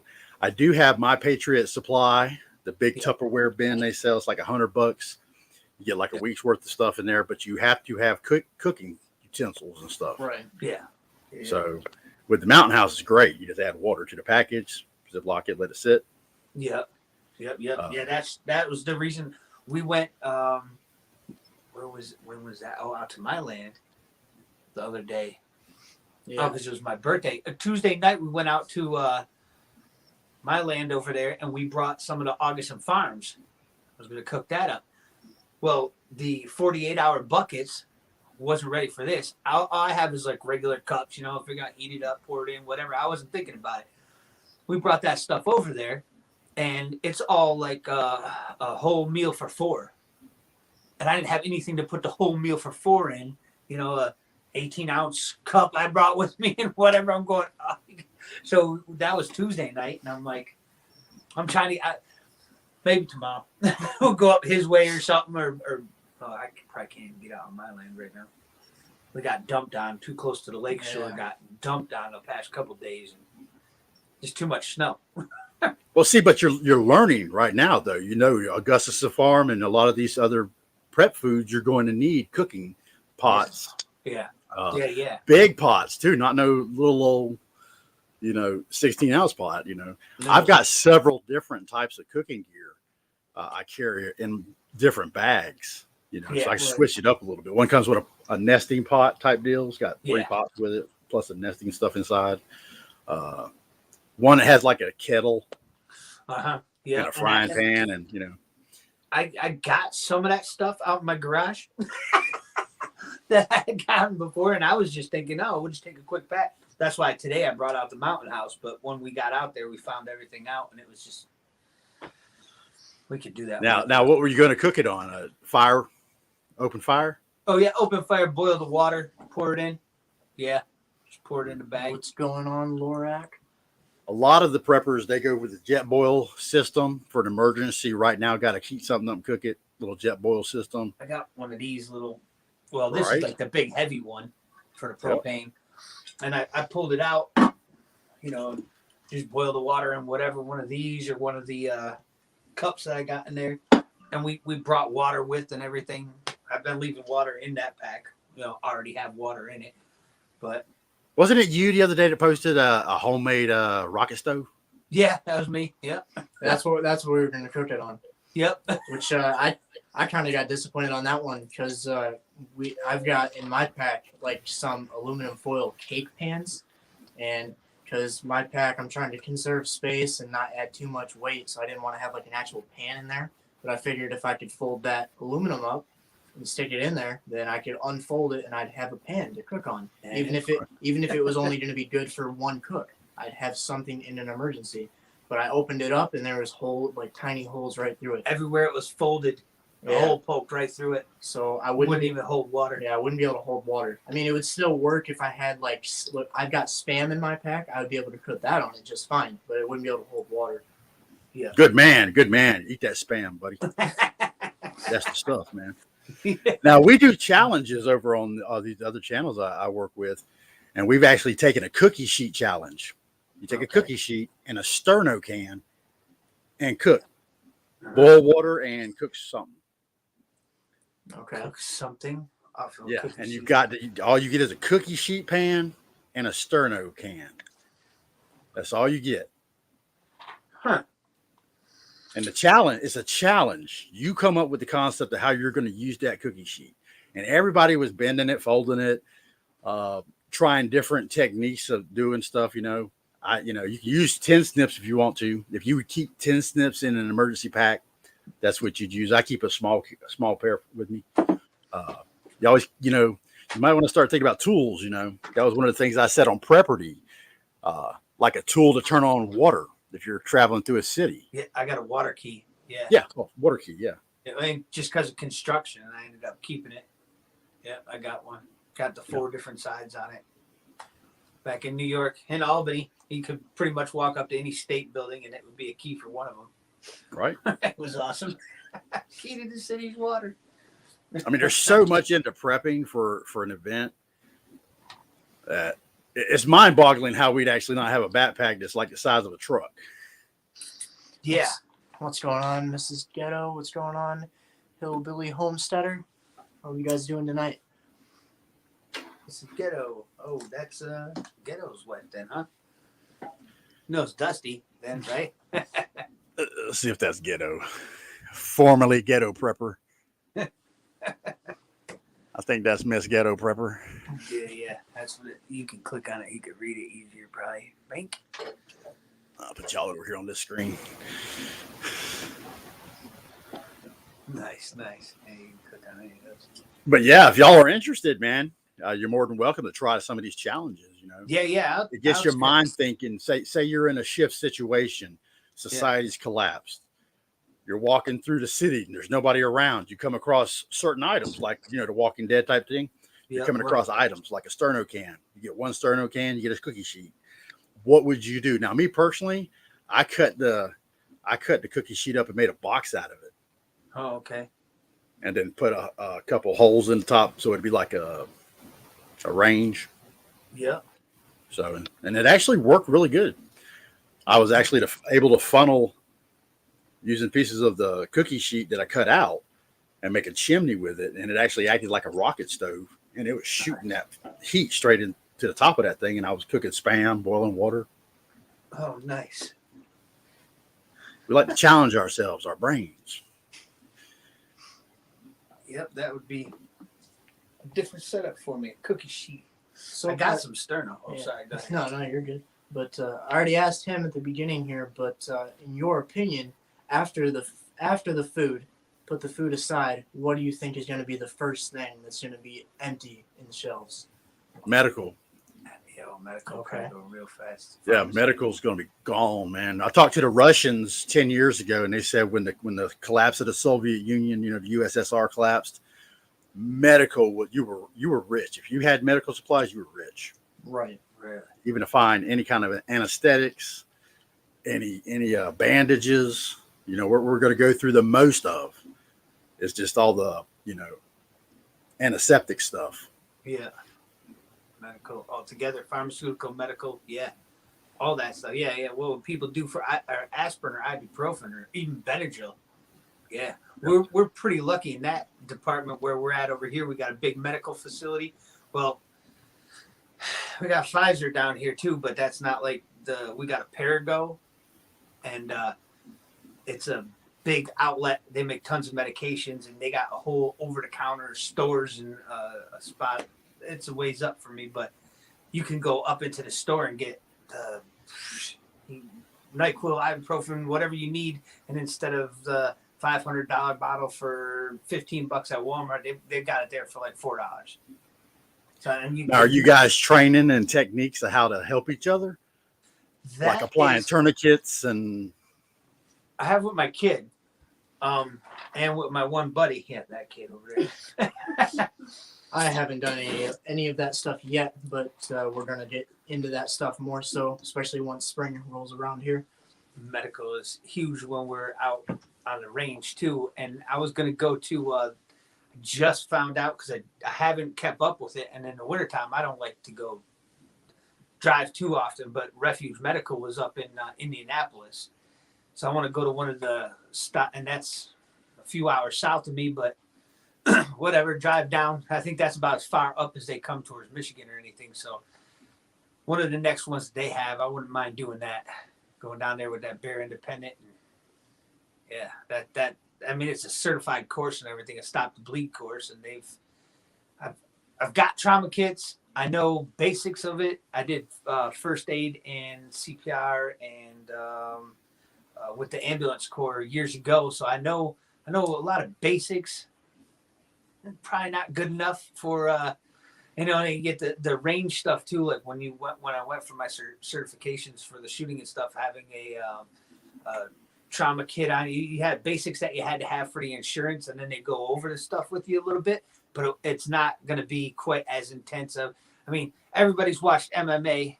Anybody can buy the boxing gloves, right, or the MMA gloves, but hop into the situation, and then now your pressure and the stress level and everything's going to be just insane compared to, because I mean, everybody's like, I've seen that stuff before, and that Conor McGregor's a little guy, but who would hop in the ring with him for 3 5-minute rounds or something without training, Right. It's a good example of the differences. So I'm like not even on that level yet, probably with the medical art. The Homestead Survivalist has gotten into it a ton more than we have. He's gotten the Dr. Bones book. I've got one for when the help isn't coming, and he's gone through a lot of that. He did first aid also. He didn't have any trauma, anything, but we were also contemplating on having one of us go for like EMT or paramedic just to go get the training and stuff. And my daughter was going to be a nurse. Yeah. She said she ain't gonna take the Jim Jones juice. That's why she didn't want to go for the nurse. But I don't know what as far as taking the classes for the EMT or the paramedic. I haven't completely looked into it. I'll go on hikes and stuff in the wintertime, but I'm not trying to travel. I mean, it's gonna be bad enough within the next month. I'm going to Arkansas, just trying to get out of here to get down there is usually what the headache for me is. But yeah, we'll be by spring-ish. Yeah, we'll be doing a lot more than that, or a lot more of that. I've messed with the tourniquets, cut the circulation off. I can tell it's working. I got the Cat 7 tourniquet, and then I've got like a hyphen chest seal. I got full kits. It would just be the wrong time to learn everything if there was an incident. I don't. Well, it always helps to have any information to say if Always Survive dropped right now and his heart wasn't beating, would you know the rhythm to give him the chest compressions? I did take a CPR class, but whether or not in the heat of the moment I'm going to remember all those steps is definitely up for debate. Oh, you're screwed, buddy. Yeah, I'm dead. That's why I make him go first when we're walking. Don't worry, I'll say. Well, they've updated it over the years, and the rhythm that you can give them the chest compressions is the song "Staying Alive." Oh, okay, yeah. You just hum that song, "Staying Alive, Staying Alive." Ah. Thank you. Yeah, no shit. And just to let you know, FEMA's website is back up and running. If you need any general information on how to survive for like an hour. Okay. I'm gonna spill my water out. I pulled all of my information for my game show off of FEMA, Red Cross. Do you know how much medication FEMA suggests you should keep on hands during just in case of a disaster? How many days? 48 hours. Who knows with them? I don't even know. A week? 7 days. Yeah, 7 days. Yeah. So if you're on medication, keep 7 days more. You'll be all right. Yeah. They do that so you won't stink up. You won't die ahead of time, and you won't stink up the place for 7 days. They got at least a week. Yeah. Only takes a couple of days. You'll be stinking it up after that week, but yeah. Oh, dude, I'm telling you, you should read their website information. It is ridiculous. During a tsunami, they say, hit the ground, hold on tight. Huh? Yeah. Hold on to what? Freaking dirt? They say, hit the ground and hold on tight Oh, shit. during a tsunami. And we can't forget when it's hurricane season, you have to make sure you get properly prepared with the juice. Yeah. Oh, I remember that. Yeah, right. Yeah, the best thing you can get to be prepared. Yeah. What a dumbass. I can't believe this guy's supposedly running shit. Well, I'm in Florida. I don't have to worry about none of that stuff, man. Yeah. Everything's good here except for a county or two school districts. They still got them in the face diapers there, and then the bacteria catchers, whatever you want to call them. Yeah, sorry. You look at me like, no, say that. I'm trying to be good. Look, I'm not monetized yet anyway. Yeah. Well, they got them taking swabs and stuff for dances and shit. Oh yeah, for the dances, yeah. you have to show your record or get tested ahead of time. Yeah, for the school dances at a couple of the counties around the state. I think there's only like 2 counties that do it, and I think our medical staff still has to be inoculated or however you want to say it. That's crazy. Yeah. You don't have none of that down there at all, huh? Nothing. They don't bother us at all here. Yeah. You wear the diaper or not, they don't give a shit. And the school systems don't push our parents. Yeah. Well, that's what's happening here in those couple counties that are still trying to enforce it. There's lawsuits now from the parents suing school systems. Yeah. So we'll see how that turns out. It's $5,000 per person. Jeez. For anybody to ask if you've been hokey pokeyed. Oh, no kidding. That's awesome. Yeah. $5,000 per person you ask. Thank you for the subscription, 1A2A. He said, Dusty sent me here. 1A. Pop your head in there. Say hi. Come on, She's get just in here. standing off to Get the in side here. over here going, Come on, Nah, I'll trade you. I'll trade you. Get in here. Look at her Hey. eyeballs pop up. This is your live stream. Say hi, KK. I'll take a water break while you're in here. There you go. He took off. Yeah, so this is the one that was going to be the nurse. Yeah. She does okay with most of the medical stuff, but I think you. Well, there's still plenty of information, general information. I got all the cheat sheets, for bone setting, the respiratory system, you name it, man. I got them on my videos further down on my videos, like my first 50. Different cheat sheets you can get online right now. They're inexpensive, $3 to $7. They're laminated, and they have all your general information about spider bites, snake bites, poison ivy stuff, how to treat it, how to identify it. Yeah, that's pretty cool. I wouldn't mind doing that, getting something like that and popping it right into the pack. That way you got it on you, try to memorize everything, but at the same time, have something extra in the pack. That would be sweet. Heck yeah. Even having tick removal kits. Yeah. Well, you know how easy that is? You ever heard that one where you wet the Q-tip? And I think it was counterclockwise. You just run it around them a couple of times and they pull out and grab onto the Q-tip. It's pretty weird. No, I haven't heard that. Yeah, I had the wife try it. The last one I got in my back. There's the first. I've only had 2 ticks, I think, in my life so far. I got one in the leg and then one in the back was the last one. But I didn't have it there before bedtime. I woke up and felt something. I found out what it was, and then she took care of it. Yeah, you could have said She's bye. camera shy. Yeah, she's camera shy. Unless you give her a big knife to play with, then she's like, that's going to be some of the things when a shift situation. Just the small things like that can knock us way down. You get Lyme disease. Yeah. Oh, yeah.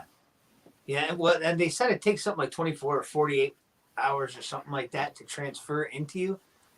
And that was, for me, that was probably, it might have been 10 hours or 12 hours. I'd gone hiking out in the one spot. We don't even hike over there. It was the spot we went to 2 weeks ago with the big valley out there. That spot was real bad. We found out, and the youngest was out hiking with me, and she had, what do you need, child? Yeah, there's more pizza rolls in the oven. Interrupted. Look at, no, I just had pizza rolls. There's a mountain house over there. What kind of mountain house is it? Which one is it? Which one? I just had it. I grabbed for myself. I grabbed the chicken fried one, and I didn't know which one he was going to end up wanting. A beef stew. I got beef stew and stroganoff. Those are the ones I think that were. And this is one of the older packaged ones you can see. Definitely good stuff right there, man. That is a good meal. Yeah, I like the beef stew. I had the beef stew. I never tried that rice myself. I don't even know how many different packages of what. I must have brought almost all the damn beef stew up here. Oh, and then the breakfast skillet one. I don't think I tried that one. That breakfast skillet one. Oh, awesome. That one's good. It's really good. Oh yeah, I had it in my semi truck, man. Oh, no kidding. Yeah, I'd get stuck on a mountain. Sometimes they shut the roads down, like over the California-Nevada border. Get stuck up there on top of a mountain during a snowstorm for a week. You eventually will run out of food in your truck. Right. Those are lightweight enough and compact enough you can keep them in your semi. Right. I got one of them stroganoff ones. That was. Oh, that's some good stuff right there, man. That one too. So I know I got some. I have some of the chicken and dump. I got other stuff. I only had a couple of them right here, but I'll be honest with you. The chicken and dumpling one to me tastes like chicken pot pie that you would buy at your little banquet chicken pot pies. Yeah, right. That's what it kind of reminds me of when I'm eating. You like that? Yeah, I got some of those too. Yeah, because I think they use like a hardtack. Oh, okay. For the breading. Yep. No kidding. Oh wow. What's it say? Are they still good? I mean, MREs. I don't really know too much about that stuff. So MREs are usually like 5 years, I think. Ooh. If you can get you some good MREs, man, they're delicious. Yeah, I had the one of the, I think it was My Patriot Supply MRE. Yeah, the newer one. Yeah, that was not bad. There's another brand too. We were just looking at Sportsman's Warehouse. That one off to the right. It's like I can't Extreme remember what MRE. brand that was. What did you say it was? It's like Extreme or EX, No, it was. XMRE. Damn, now I can't remember. Thought it started with a P. To tell you the truth, P. I can't remember. But the MRE, the military MREs, they actually delivered those here during the hurricane seasons. You know, yeah, and they have a heating element in it. You just add water in there, you put it in Yeah. there, make sure you're outside doing that stuff, because you're inside and you use it, it will make you sick. Really? Okay. No kidding. I didn't see what it said. Well, guys, I'm gonna get off of here, man. It's starting to rain here. Hey, All right, no man. problem. You can Thanks hear for it. stopping by. Yeah, man. Yeah, man. Always, man. Good to talk to Okay, you. cool. I Have a look good forward night. to seeing some videos, man.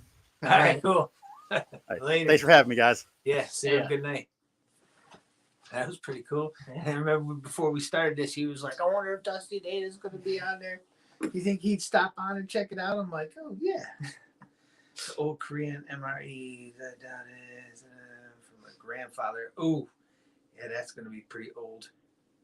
Probably, yeah. The MREs, I think most of them are 5 years, which is, yeah, like the food ration bars, same thing, 5 years. I had some of them recently that started to expire, and I had in buckets that I set off to the side for too long. And the only reason why I started going through it this time through was because of moving and everything like that. And I wanted to move some stuff around. And I actually had one or two that had a hole.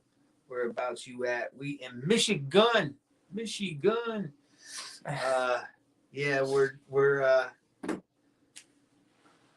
in that spot right there. Where, I mean, if I had to, yeah, if you had to, gotta be careful you don't get like, well, with the cans, it's like botulism and stuff like that. But I'm not sure. Yeah, we're in Michigan, up in the cold Michigan.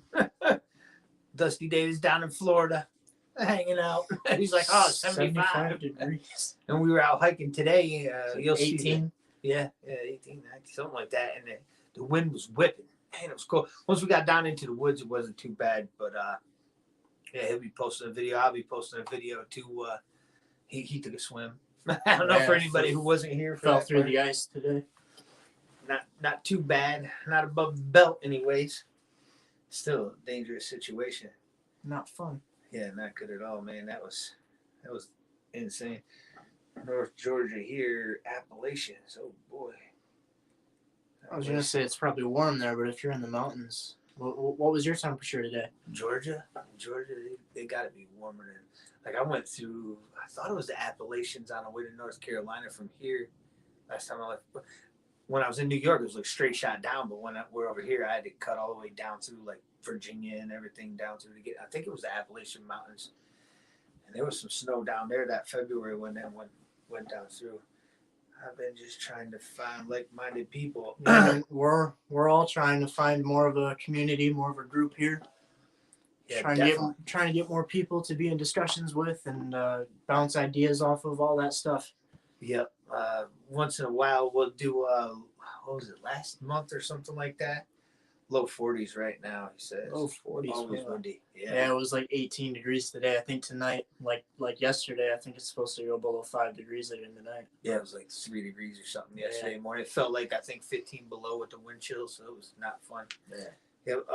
Over on my channel, like last month, I think it was last month, that gun show.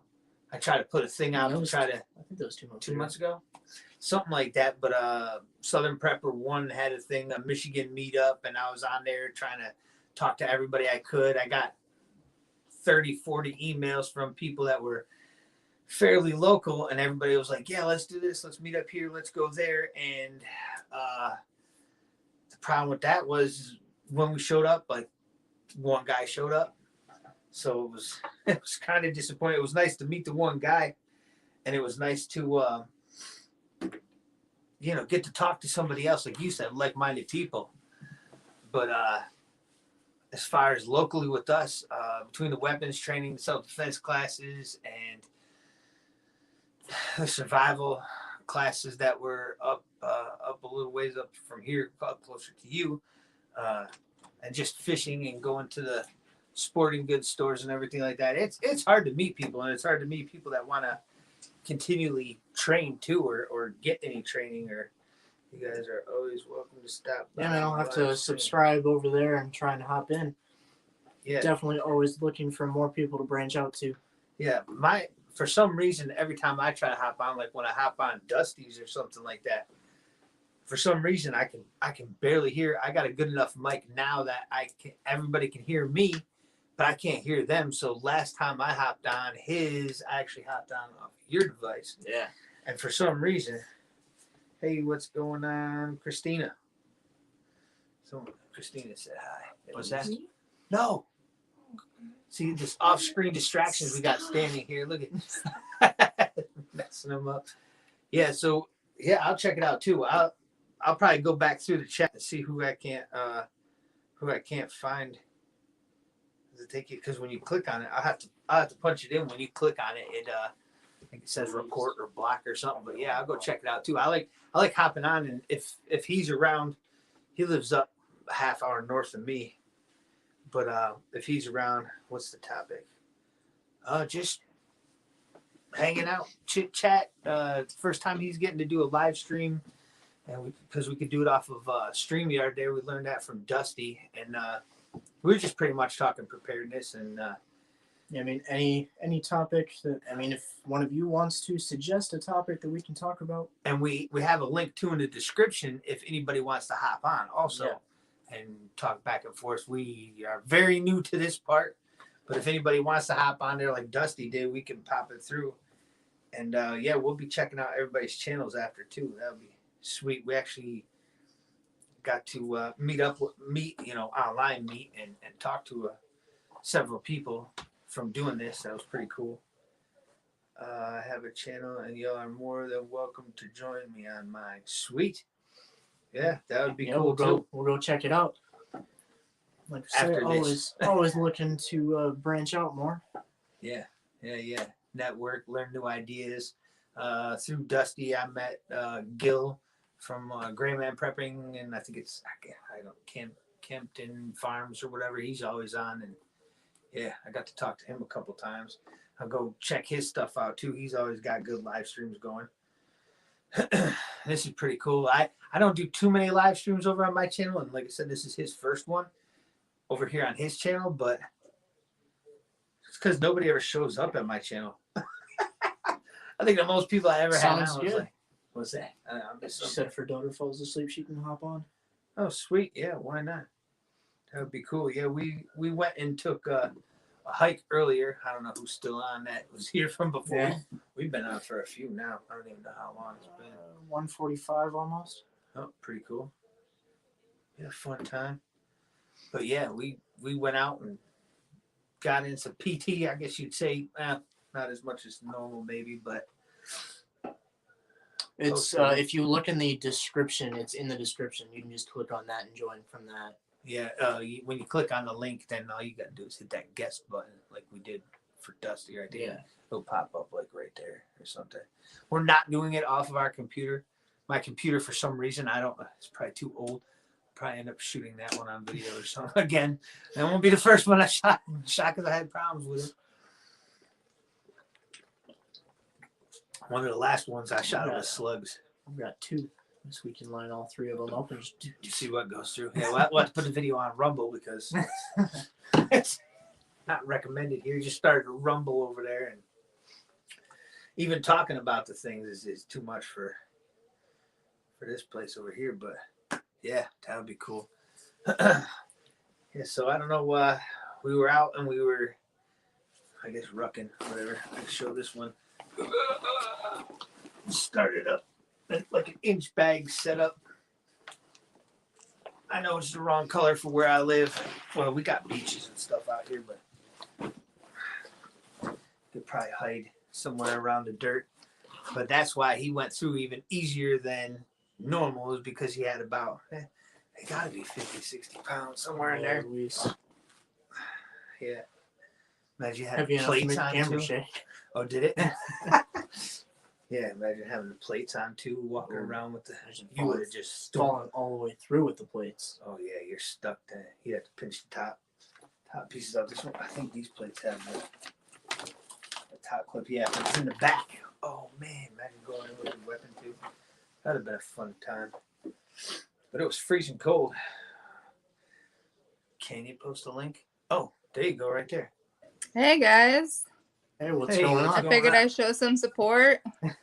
Yeah, oh yeah. How you guys doing tonight? Not too bad, you? Yeah, hanging in there. Nice. In the middle of mommy duty, so if you see me mic out or cam out, I'm in between that. Yeah, you're all right. Yeah, Lay no big down. deal.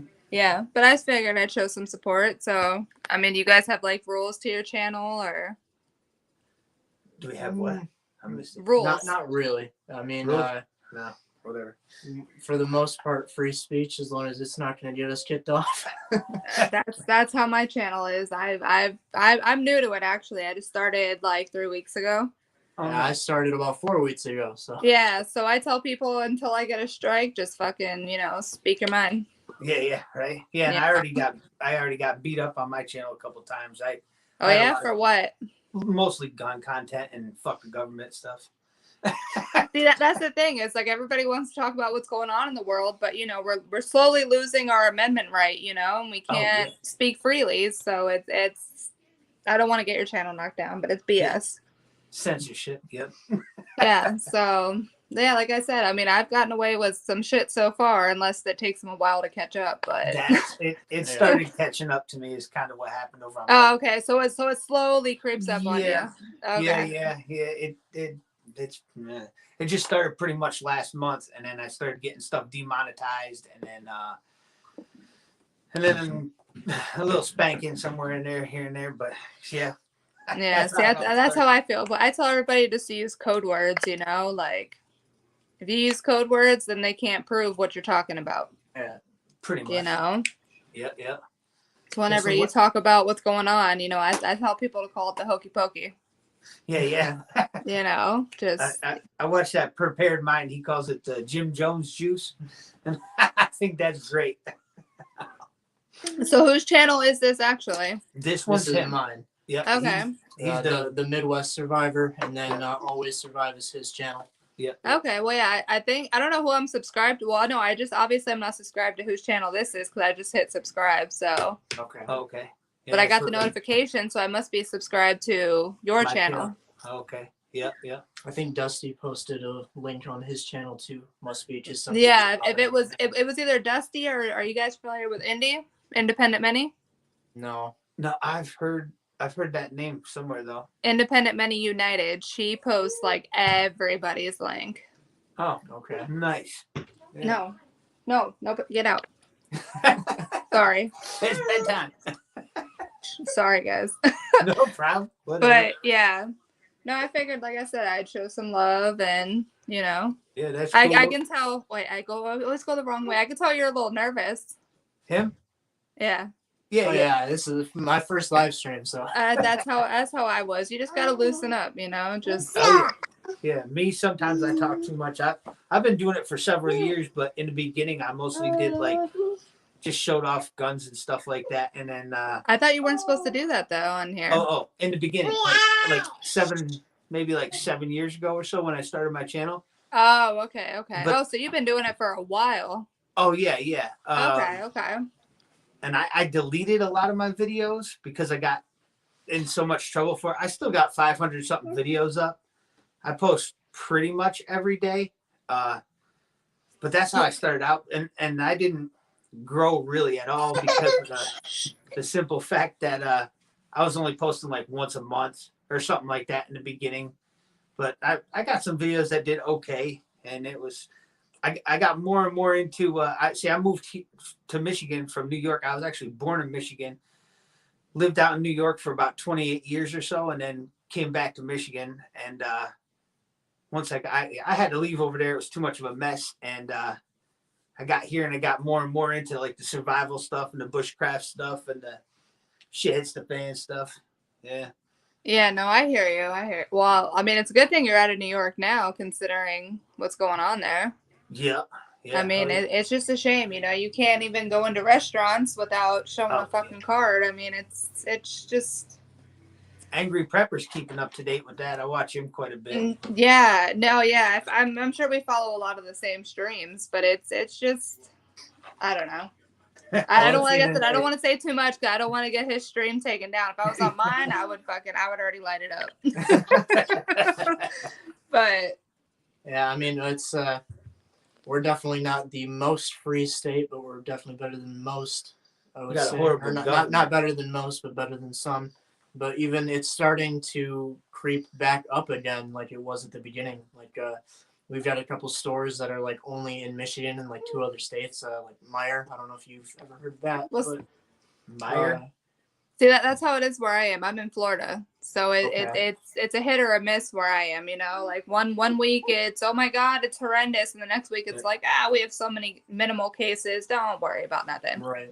You I mean, know. most of the time we're not having too many issues here, but that one chain of stores there, they're trying to get people to sign up for some like Meyer app, this store specific app, and if you don't have your the hokey pokey there, you're not going to be able to go into the store.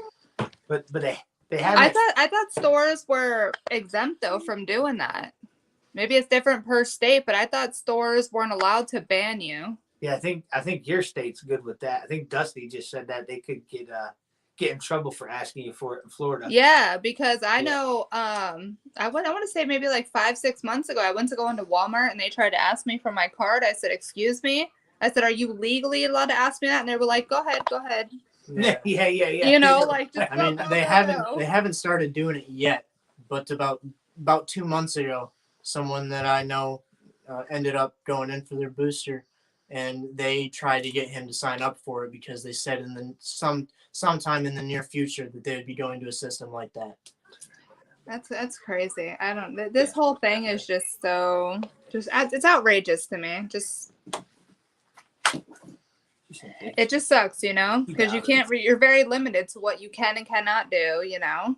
And I was on a stream. I was on a stream last night, and somebody made a very good point, which I didn't see the point of it until they explained it. But they were saying that they were flying soon, and they wanted to know if the pilot was vaxxed or not. I said, "Why does that matter?" And they were like, "Look at what it's causing for people. Right. Why would you want someone flying you who could, you know, run into issues?" Yeah, you're gonna go. I'll check. Go ahead. Sorry about that. Hold on one second. Something. Apparently, they're checking out something in the backyard real quick. But Oh yeah, no, I hear you. no, but yeah, that's definitely a scary thing. Especially, I mean, I think it happened the most with the Russian vaccine. I believe the people who were on airplanes, if they were sitting down, they were possibly like risking a heart attack and things like that. Yeah, it's scary to think about, but you know. Yeah. Sorry about that. Heard something. No, you're good. Are you kidding me? I get on streams all the time where people run out real quick and there's a coyote in my backyard. Yeah. So something moved around back there. Yeah, no, you're good. You're good. Just a little animal, but you don't have those in the city. I'm down in the city, and he lives up on a farm, so he's out in the middle of nowhere, and I'm Well, like, see, that's how I am in Florida. I get coyotes, but I'm on 3 acres of land, you know, in the country. nice. Okay. Yeah. So yeah, I have to deal with that, and it sucks.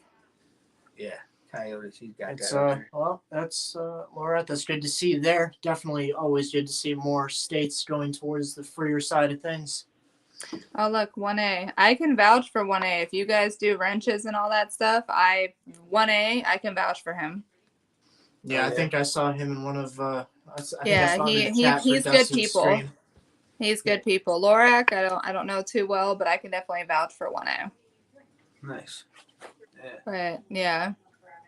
Yeah, I'll be moving out to the country. I still got about a year. I just purchased a little over 10 acres. So, Oh wow. Yeah. You plan to do something with it or? Yeah, next month I'm actually selling this house, and I'll go rent somewhere and start building out there. Oh, okay. Oh, so you want to build on it? Oh yeah, I'm trying to move right. I got a pond on the land and everything.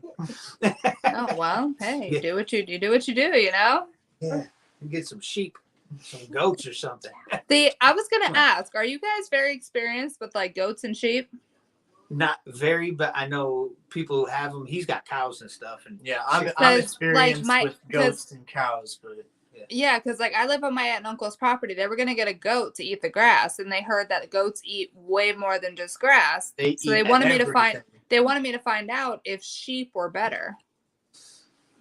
See, we had sheep when I was very young, and we ended up getting rid of them and trading them out for goats. So I don't remember that. Okay. I want the sheep more so for myself because I want the wool, obviously, and I like the taste better if I need to. But yeah, the goats. My uncle even has goat. I know 4 or 5 people have goats, but they'll eat everything. Yeah, see, I was on a live stream with somebody who has goats, and I'm like, "Oh, are goats a good investment?" He's like, "Fuck no, they eat your electric, they eat your fences, they eat your car, they eat everything, everything, anything." Yeah, the biggest part about the sheep was, I guess, parasites. From everything I find out, but I mean, if you're on a new piece of land, I'm sure new pasture, I think they call it. I've been trying to look and learn as much as I can about that because I'm probably going to give it a shot. Probably going to grab a couple. There's down from my land, there's a older guy that has some sheep. He has a sheep farm, and I'll probably go try to find out as much as I can from him and get some sheep from him. Hey, if you find something out, post the video for me, please. Oh, I'll be. Because I'm curious. Because I know the guy across the street from me, he has like 50 goats, and he even told us, don't fucking do it. So sheep, nobody really knows about. I've asked like on many live streams, and they're like, we don't know about sheep. We know about goats. I'm like, no, I could care less about the goats. Let me know about sheep. Yeah. No, I know a guy down the road from me that has goats, and when I was a little bit younger, before we got cows, we always had goats, and I can remember they're just trouble. They're not worth it. But now, do the cows eat your grass, or they're just there for show? No, the cows eat the grass. In the wintertime we feed them hay, but in the summertime, like in July, usually is the best month. We usually don't have to feed them anything; they'll just graze. Oh wow! We've got probably 5 acres of pasture, and we've got them split so we can have them graze on one section, and then we'll take them up to the next one, and they'll graze that section off, and we'll just you guys got a bot. Do you have a wrench in your chat? What's a bot? Oh, Billy goes. Sorry to interrupt you, but that's just very important. Yeah. Okay, so are the cows like worth for like grass eaters or not really? That's a hard question. I'm gonna answer 1A real quick. Okay, that's fine. Billy goats, yeah. We had one. We had a bunch of goats, and we ended up getting rid of a lot of them besides one, and it was my grandpa's goat, and we kept that after the fact, and it ended up staying at my uncle's house, and that thing ate through everything. Like they kept putting like a collar on it because they had it outside and they didn't want it to roam around, and he wasn't in a position where he could put a fence around, so they had him on a chain collar, and he ended up chewing through the chain collar, and then he went and he climbed up the front stairs of my uncle's house and bashed through his the glass door on his house, and ended up going into his living room and eating all the couches in his living room. And then it happened again 2 weeks later, but this time he went through the basement doors and ran through it. And that's just billy goats or goats in general? I mean, it's worse with billy goats, but goats in general. Billy goats are the ones with the horns, right? Yeah. Okay. Oh, it's ramming people. Yeah, that I couldn't imagine. See, I have a glass door and then my front door, so I could just imagine it like just ramming its way through and coming home, and yeah. I'd eat that fool. But getting back to your question about cows being worth it, it depends on how much you can. Depends on how much time and how much money you can put towards them. It's kind of like a big risk equals great reward kind of thing. They're not cheap to maintain and keep alive unless you have like maybe 20. Depends on how many cows you have, but if you have enough acreage that you don't have to worry about hay, then that makes it a little bit easier. But unless you have like pipe fence, that means you have to run electric wires around, which that's what we have. So then that runs your electric through the roof. And then in the winter, if you're in a cold climate, you have to put tank heaters in your water to keep the water from freezing. That runs up your electric bill.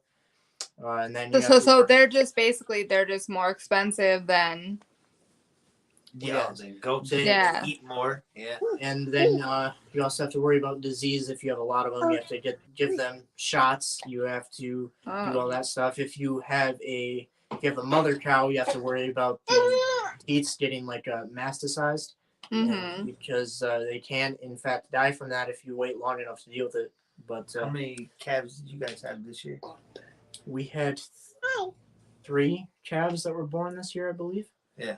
He's got cows. But the price of the meat on those things right now, I mean, it's through the roof. Yeah. You can make some money back butchering one. Quite a bit of money now. If you have the facilities to do it, I think it's worth it. If you have to make the facilities to do it, that's where it gets a little bit more sketchy. And it depends on how many cows you want to do. I mean, if you're talking about like on 3 acres, I don't think you want to put too many. No, not for cows. No. No. I mean, you could do like, I would say 5 at the most. But it just depends, because you also have to worry about, I mean, I don't know, are you wanting them for meat? Are you wanting them for milk? No. They just want it. So basically, they just want something to where they don't have to mow their lawn. Oh, no, don't get cows. No. No, we're not looking for, I mean, if I had a goat, I would do it for the goat's milk. Because I'm a fan of goat's milk. But as far as the cow, I don't really give a shit to sit there and milk the fucking thing. I mean, that's just me. I don't know. Stop it. God damn it. Stop it. But yeah, no, that's just me. I mean. Yeah, cows are definitely not your choice for that. I mean, goats really are your best option there. You just have to make sure you have a very good fence to keep them in. Well, yeah, no, they have that what the hell is it called? I'm probably gonna say it wrong, but it's almost like a double-sided fence where, like, when you put your head in, you can't get it back through. Oh yeah, I've heard of that. Yeah. So like when you go to when an animal goes to put their head back through, it would basically decapitate them. Jeez. So that's what we have around the whole property. But like I said, as far as the electrical and stuff, that's what our main concern is. We don't want to come out and our car wires are eaten, or or the tires are gone because a goat ate it. Yeah. You could probably give them some feed too, right? Yeah, you can give them feed. It's but that's the hardest part with any animal, is keeping it fed. And that's the thing. That's pretty much the thing with any animal, is as long as it has food and water, generally they don't try to get out. Like our cows. See, fuck around and find out. Sorry. All right. No, you're good.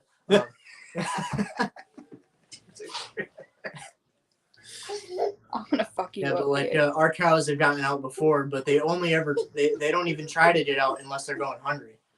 It's as long as you keep up on them. Yeah, see, because he has, like I said, my neighbor has like 50 goats, and he has one cow across the street. But I guess he said like the goats and the cow don't get along, which I've never heard of. But I guess the goats like try to attack the cow, which I didn't know goats attack. But what do I know?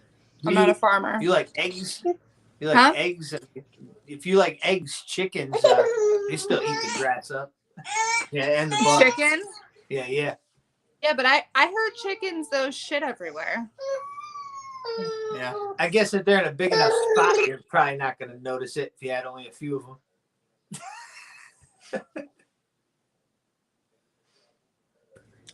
I don't know, but listen, I'm gonna hop off because she's out of control. But if you guys are still alive in about 30 minutes, I'll hop back on with you guys. Okay. All right, guys. It's been a pleasure. Nice meeting you. You too.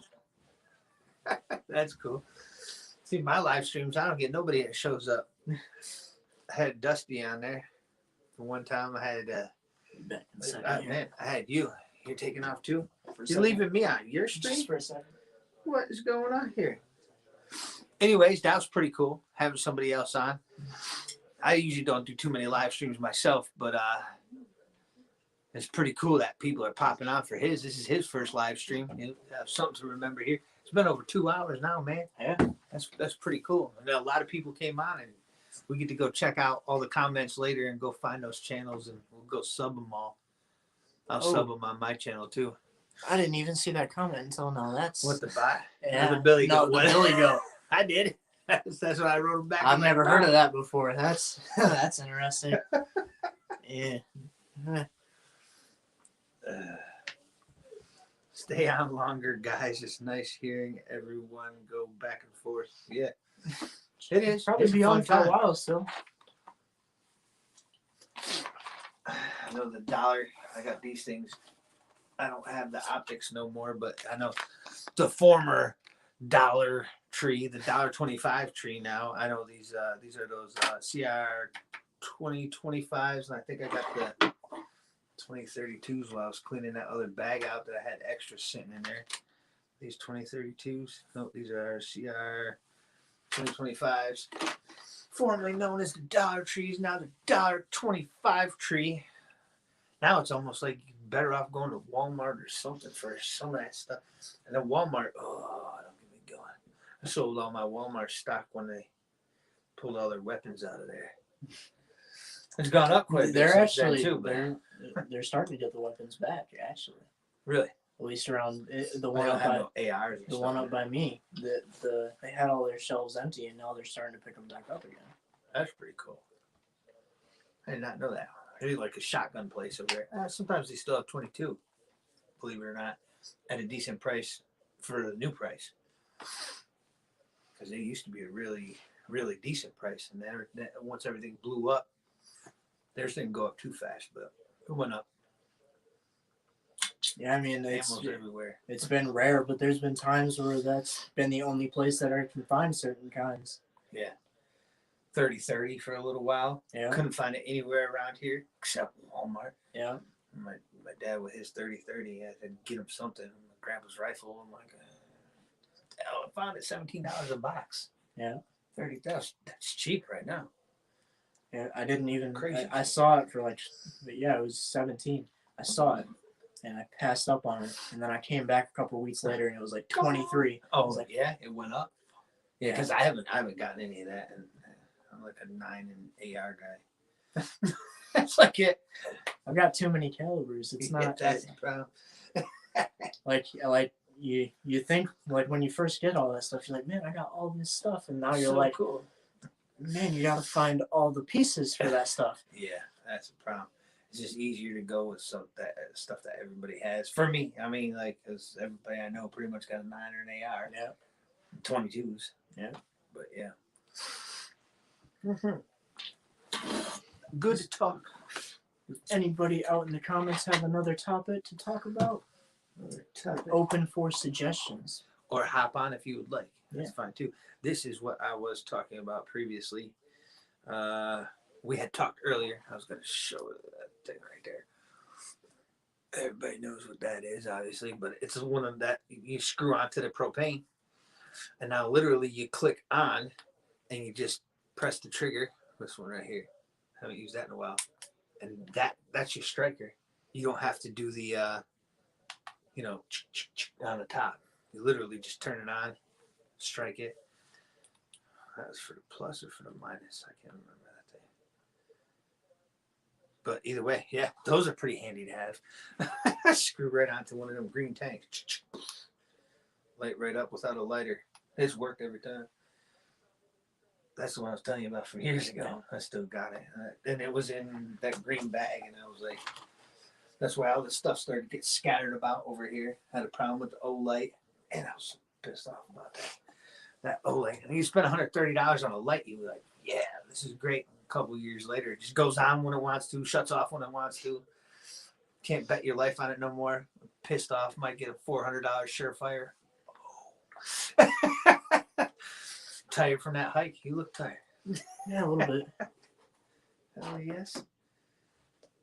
Not bad whatsoever, man. First stream, everything's going pretty smooth so far. And yeah, we're gonna have to check out all those channels now. Everybody who wrote in there, I'm going to go over to subscribe and check them out and hop on their stream.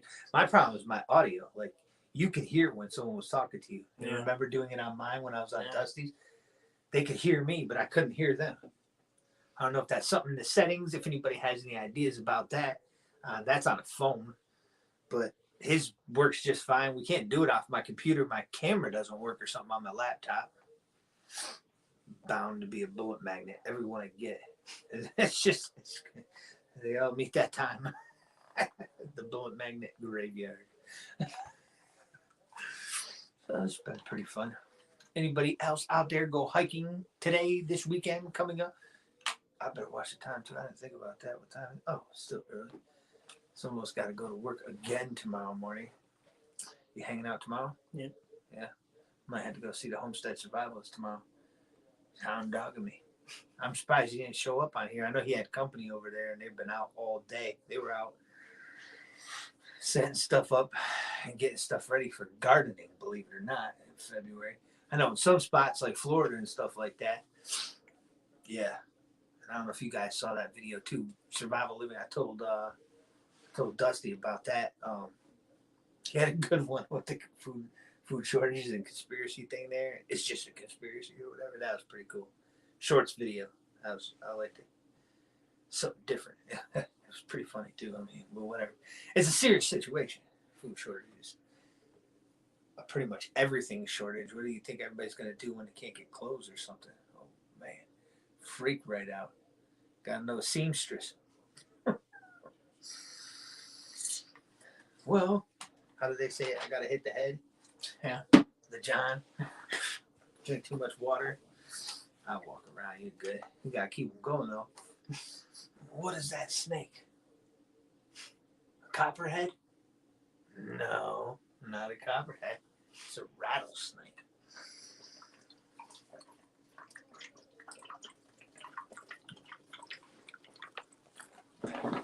I thought that would make fun of me. Drink this whole thing. You good, man? Yeah. Talk about something. We need more topics. More topics. You got a million of them in your head. Fire starting. How'd that tent thing work out for you? I'm putting it back together. Yeah, I've got an emergency tent for my pack, and it's definitely a good item to have, but it comes in this tiny package, which, I mean, in all honesty, I wasn't expecting anything different, but just like all the other tents that come in those small packages, when you take them out, trying to put it back in, it just doesn't work. But it was easy to set up. I made a video about it a while back now. It was easy to set up. It was definitely would be a good thing to have in your packs. I don't have it in mine currently because, in my opinion, I feel like that's actually a better thing to have during warmer weather than colder weather. Because in the winter, I'm going to have a fire going, if I need shelter, I know how to make some. So I'm not too worried about that. But it was the biggest complaint I had about it for cold weather is that the ends were open on it and you had no way to seal them. So all your heat is just going to run right out of both ends, and you're not going to trap any of your body heat in there. So, I mean, if you could find a way to seal the ends up, you're going to be way better off.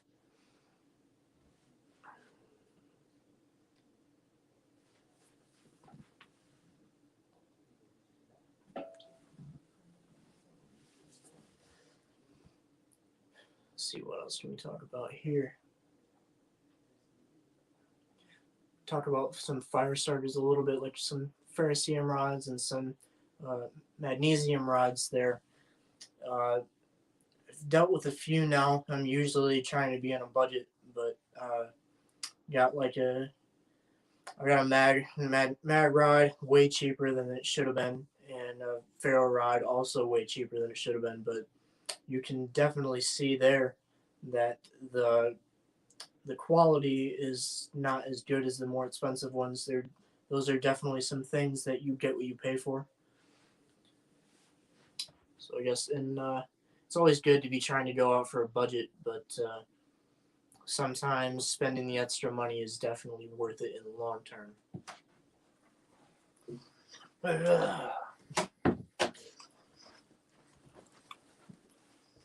Dr. Pepper. Quick bite. What's up, people? Hell yes. We got going to talk about that 10. Yeah, I was talking about cheap versus expensive fire starters. Oh, that too. Yeah. For $15 for 2 for them Swiss safe. I'm in love with them. Yeah. You don't even have to hit it hard because when you hit it hard, it made that little ridge in there. But afterwards, you just like, that thing just sprayed, showered sparks off of it. That was definitely my favorite one so far, I think. We got on there. Something else pop up?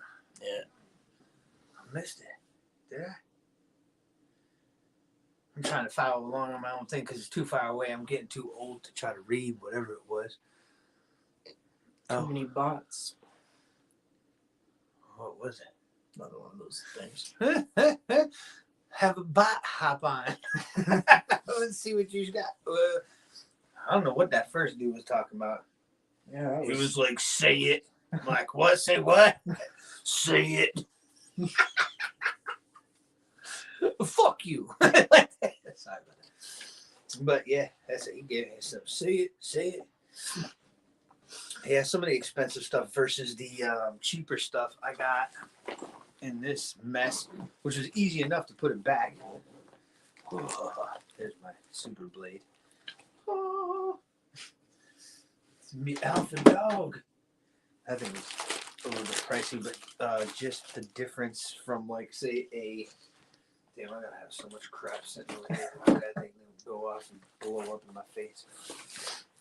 But getting like this Act-Fire one that I got, I don't know if that's like the best brand or not. This is a poncho, and I wore it like last month when we were out with Homestead Survivalists. Because it was like snowing and raining and all nasty, and I was like, yeah, I'm not getting wet today, so I'm going to put this thing on. And it folded up good and went right back in there perfectly fine. But this poncho was like $40. It's not like a Dollar Tree or $1.25 tree, as we keep making fun of. But it had a bunch of has a bunch of this type of string that hangs off of it, and it definitely annoyed the shit out of me walking through prickers and everything. It has the non-rip in it, so it didn't rip anything. So that part was really, really cool. But these strings, it's got it so you can set it up as a tarp too, or lean to, or something like that if you needed to take it off and try to get some sleep for the night, or just get out of the weather altogether. But the strings that are on it for attaching it, I'm just going to take them off and leave them in there, maybe in like a Ziploc bag or something like that. So I have them still with me in case I have to tie it off to something. But this way here, they're not dragging through. We walked through some of the prick. When we jumped across that creek, remember? You slipped. Sorry about that. He's been going in a drink now for a month straight. Every time we're around water, he falls in there. I'm just thinking about that. But when I went and jumped over that, I had the smaller bag on me because I was wearing the plates. So I had that small, one of them hiking bags, that small hiking bag. Everything was fine when I jumped across the creek, except for that damn string hooked on that tree that was back there. You gotta be kidding me. I almost choked myself out. And then walking through all those prickers, and then one spot where we walked around the side, and there was just prickers everywhere. It was like, so it was going through, the fabric was going through, but these were just like hanging up on everything. Yeah, and by the end of that hike, too, they were all filled with ice. Completely froze over. All the ones that were low dragging were all filled with ice. Yeah, that was. Yeah, so those got to come off before I use it again. I haven't even taken it out. I let it dry out that day and then just threw it back in here. But it goes back in easy. This was a pretty good purchase for me because I ended up getting a hold of the company on the first one. One of the snaps didn't fit it right, and I emailed them and I told them, I'm like, man, I'm trying to review this for YouTube, and I want to, if your customer service is good, I'm going to tell them your customer service is good. If not, I could take that old piece and punch it through a different spot and still be able to snap it. I still have the other one.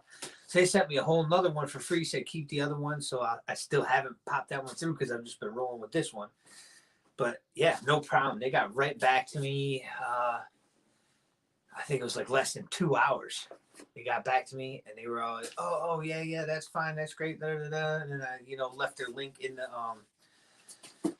description on that video for the poncho, and I don't know. I thought it was pretty good gear. It's got a nice feel to it. Even this case that it comes in, it feels the same. That non-rip stuff, that's pretty cool. And I didn't get wet at all. In fact, I was getting quite warm by the end of that time. That was a long walk. Yeah. How far did we go that day? Didn't we figure out like over A few 2 miles? Oh, it was. I bet you it was more than that. Yeah, well, over 4 actually. I think we figured out. Yeah, 2 miles. 'Cause 2 we miles, walked probably We walked the all entire the way around and perimeter. then all the way back. Just Yeah. about. Yeah. So that it was like 4 hours Yeah. through the thick. There's no trail. Yeah, we weren't on a trail. We were going right through it, ducking under limbs and climbing over logs, That was jumping over creeks. That was a serious hike. Yeah. That was a serious hike. That was probably the. Well, it would have been better today too. Once again, he took a drink. He wants to take a bath every time he's around water. This guy just jump right in. What are you doing? That's crazy. But yeah, it would have been longer today. But this was a whole different experience. We got ready. I mean, Still we not a bad had stuff. experience. No, it was good for practice, if nothing else. We didn't need to rush you out of there or drag you out or anything, so that was good for me too. I'm not even trying. Oh man, that was definitely a good time though. Getting out, just get out, go do something, get some exercise, move around. Especially the older you get, it seems like you're gonna need to do even more. The days I do less, I feel worse, I think. Yeah. The days I get out and I do something, I feel like more alive, especially in the cold. I've always gone out a little bit in the wintertime just to try to like get myself into the conditioning part of it all. And I had one in school in judo. They used to like leave the doors open in the wintertime, shut the heat off and leave the doors open. You're barefoot in there, but you're sweating, you're flipping people around and stuff like that. So I was trying for the conditioning part of it all. But for the most part, you're inside up here for a lot of the winter. Yeah. And as soon as spring fully hits around here, I'm outside until the end of fall, usually, is how it works for me. I can't even sit in the house. I'm just out. It doesn't matter what I'm doing. I'm out doing something, just outside, getting the sun, getting the fresh air. And that definitely keeps me going, keeps me moving. But sit around too long in the wintertime, it's like, I gained 10 pounds this winter. I feel like I'm dragging ass by the time spring comes around. And then this year though, we got out. I gotten out every single weekend. We got out Tuesday. Just getting outside, going out, and that's all off the grid over there. There's no power, no nothing. We were hanging out with candles on once it got dark, and here right now it's about 6 o'clock, sunset right now. So we're working our way back up. Oh, never mind. Sunset. Yeah. The sunrise is just before 8 a.m. now, I think. So we're starting to gain some time back a little bit. And man, today was freaking bright. Until we got over there to hike, it started clouding up. Yeah. That was nice because you had shades on it. I didn't, and I couldn't see anything. That snow is bright, and it's bright on a sunny day. I've got one pair of safety glasses, like shooting glasses that have tint, and I don't know where. I've got yellow tinted ones. I've got a couple pairs of those. That's usually what I end up wearing, but I got one pair that's like sunglasses, actual sunglasses. That's like what you had on, right? Safety glass, something. No, those were just regular sunglasses. Sunglasses. Yeah. Yeah, I usually don't wear sunglasses, but I could have used them today. Man, it was bright. We went out. We stopped to a store, checked. They were loaded right down with expensive ass ammo. The weapon selection was good. They had a lot of the single mountain houses over there too. Yeah, it was a lot. Sportsman's Warehouse.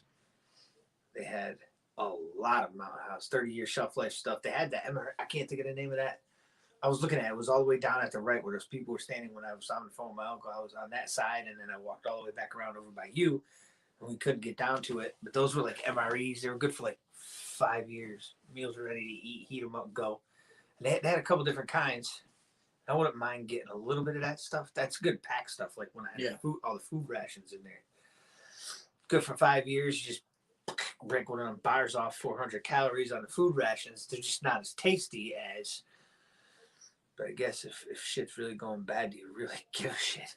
Nah, can't be that picky. If it's splattered all over the wall, I mean, as long as it's got the vitamins and minerals in it that your body needs to keep going, keep your brain function going, keep your organs going, it's definitely worth having rations or something like that. MREs, rations, any of that. And that's pretty good. Man, the chat just died over here. Is everybody still alive? Everybody rolled out. And the girl who came on was Christina. Yeah. Let's see if I can check out the chat. Or Figuring the check Homestead out their, Survivalist would check up on here. yeah, he had company. Oh, I don't know how you find this. You punch in a name like Christina, it's got a million. I don't know how you do it. Oh, for that was when you click on that right there. Yeah, see, report, block, whatever. Maybe if you guys want and you want us to check you out in the chat, it will be easier for us to click to you instead of just on the live chat. If you put like say hi or something down in the comment section, that way we can just click on it, figure it out. Maybe. No.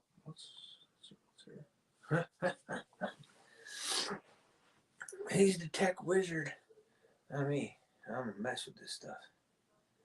But yeah, if you guys say hi or something down in the comments, I'll come over and check out your channel, and I can hop on too whenever, whenever I get free time. The weekends are usually easier. This weekend I'll be working all mornings and stuff like that. And then I don't know if you're coming with tomorrow, but I'm gonna hit up the Homestead Survivalist tomorrow and go see what he's got going. You get it? You figure it out? Yeah, if you guys comment down sure in the regular comments instead of the live comments, we could get it won't go right to it, right? It blocks off or something like that. No, it might be different once the live ends. No, once the live ends, a lot of the times the live stream part is actually gone. Yeah. Ronnie Braun said something on there. Do you have That's supposed to be like no white flags there, no surrender? Is that what you mean by that? Check that out. Where's your regular comments? Oh, you can't post in the regular comments till after the show, maybe? Yeah. That'd be sweet. Anybody who comments down there, I'll be sure to follow you. Yeah, we're trying to figure all this out. Oh yeah, look.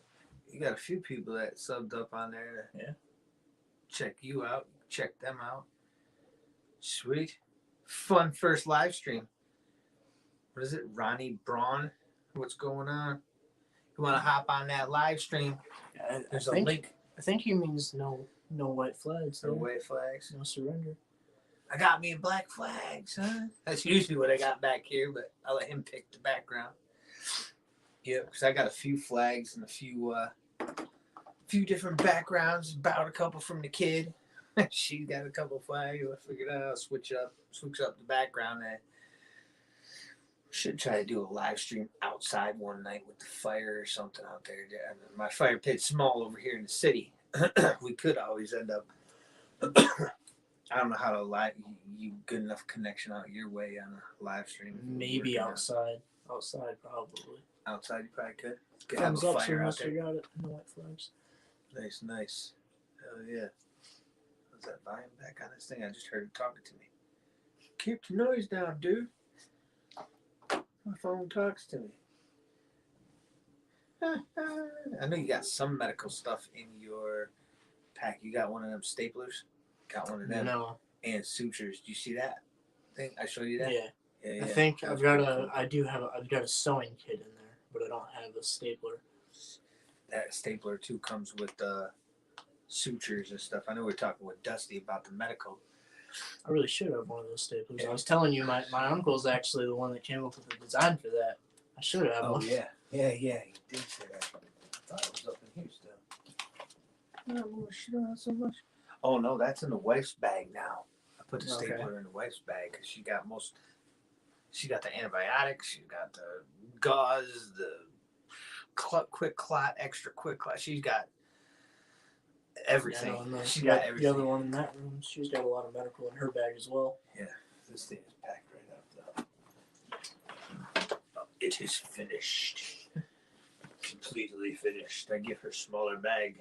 She's smaller for in person. Yeah, I need to get a bag like that for like an EDC compared to mine because it's so And big. This is what my this is the same size as the Scorpion bag, and that thing. So this is a cheaper quality. I know it's kind of rude. I gave my wife the cheaper quality bag, but when she's got these in here too. Yeah, more of these in here. Put it off the zipper. Yeah, in case you got to poop. You know what I mean? Porta wipes. Yeah, there's that stapler. No, that's not it. I haven't gone through this since I put it back together. But either way, yeah, this one, the only reason why I gave her this one instead of that the one that the Scorpion, it's the same size bags, the whatever liters and same exact bag. This one was like $20 cheap. Real cheap. And yeah, it's carrying some of the medical supplies. Look, the zipper don't even work too good. It's just a cheaper bag. And even when I bought it like this. I'll show you something. Where was the? You can tell when you're buying a cheaper bag. Is that a spot right there? No, maybe not. I'll show you real quick on one of these stinking straps. Okay, when you buy it, you get them too cheap. I don't know if you can see the rust. You see that rust on there? That's how it came. Like this bag has never gone outside. Really, this pack hasn't gone anywhere. Pretty much got it, didn't know what to do with it, started throwing crap in it, left it down on the shelf. That's why it's got all the wood chips down there. But the one I got is just a higher quality one, and it didn't have any rust on it. And to tell you the truth, it was $5 more. Better zippers, better material. It's not so and the inside of it like this one is. But it's got a couple $1,000 Scorpion in it. And I'm like, no, dude. And I carry that thing everywhere with me. That thing's going everywhere with me. It's got a little bit softer shoulder straps on it and everything. That all the snaps work really good and tight. So all the extra mags, any extra ammo that's in there or anything, I don't have to worry about nothing falling apart if I'm beating foot. Something happens, I'm at work. EMP and I gotta leave. Yeah. I need something that works to get me back to the house. Yeah. You gotta make sure that stuff's gonna last if you're in that situation. Oh yeah, that stuff's gotta be tight. Yep, that's the good stuff. Just like the damn plates. I can't even keep them in the car in the wintertime. I don't want to ruin nothing. It's pretty crazy. You know what I should do? I should hop on mine, a live stream, or get on screen with you like that, and it would be sideways, and then this way it would be messed up. So what do you think? You good? You gonna stay on for a little while longer? What are you thinking? I mean, let's see. We're that's 2.5 hours now. We've covered a lot here. Yeah, that's up to you if you're good. If you want to shut her down or something like that, don't worry. We're gonna check everybody's page out. You can check me out over at Always Survive. This is obviously the Midwest Survivors channel. And you leave anything in the comments over here or over at me, and then I'll come check your channel out. He'll check your channel out. I'll go on a live stream if anybody wants to do that. I just, for some reason, my device, I can't hear. I've already went through this. I'm starting to repeat myself. Yeah, I might have to get off of here. But yeah, if I'm capable, I'll hop on. Yeah, no doubt. Well, unless somebody in the comments has a last minute question or anything, I think we'll probably call it there. Wrap it up for the night. First live stream, good live stream. Got to talk to a lot of people. A couple people hopped on. Met a couple people. Yeah, met a few people. That Christina and then Dusty hopped on, and we were even talking about earlier. That 1A too, and then this 1A, 2A, yeah. Ronnie Brum, we'll check him out. Lorac, and then Modern Refugee when we first started out hopped on. Another friend of my channel, which is becoming friends of his channel, and checking him out and stuff too. Just like Dusty. Dusty came over here. I had met him off of my channel, and I hopped on one of his live streams one time when I was writing back and forth with him on this StreamYard thing. It's pretty cool. And then, of course, I don't know who this was. Flying Ryan, 1986, hopped on there. Miss Ghetto was another one that hopped on there, and there was someone else that was Christina. Yeah, I think that's pretty much it. But that was pretty cool, and of course, KK556 was on there. You know, she was on here and on here. So what are you gonna do, right? But yeah, hey, we'll check you out soon, and thanks for watching. Don't forget to subscribe. We'll see you.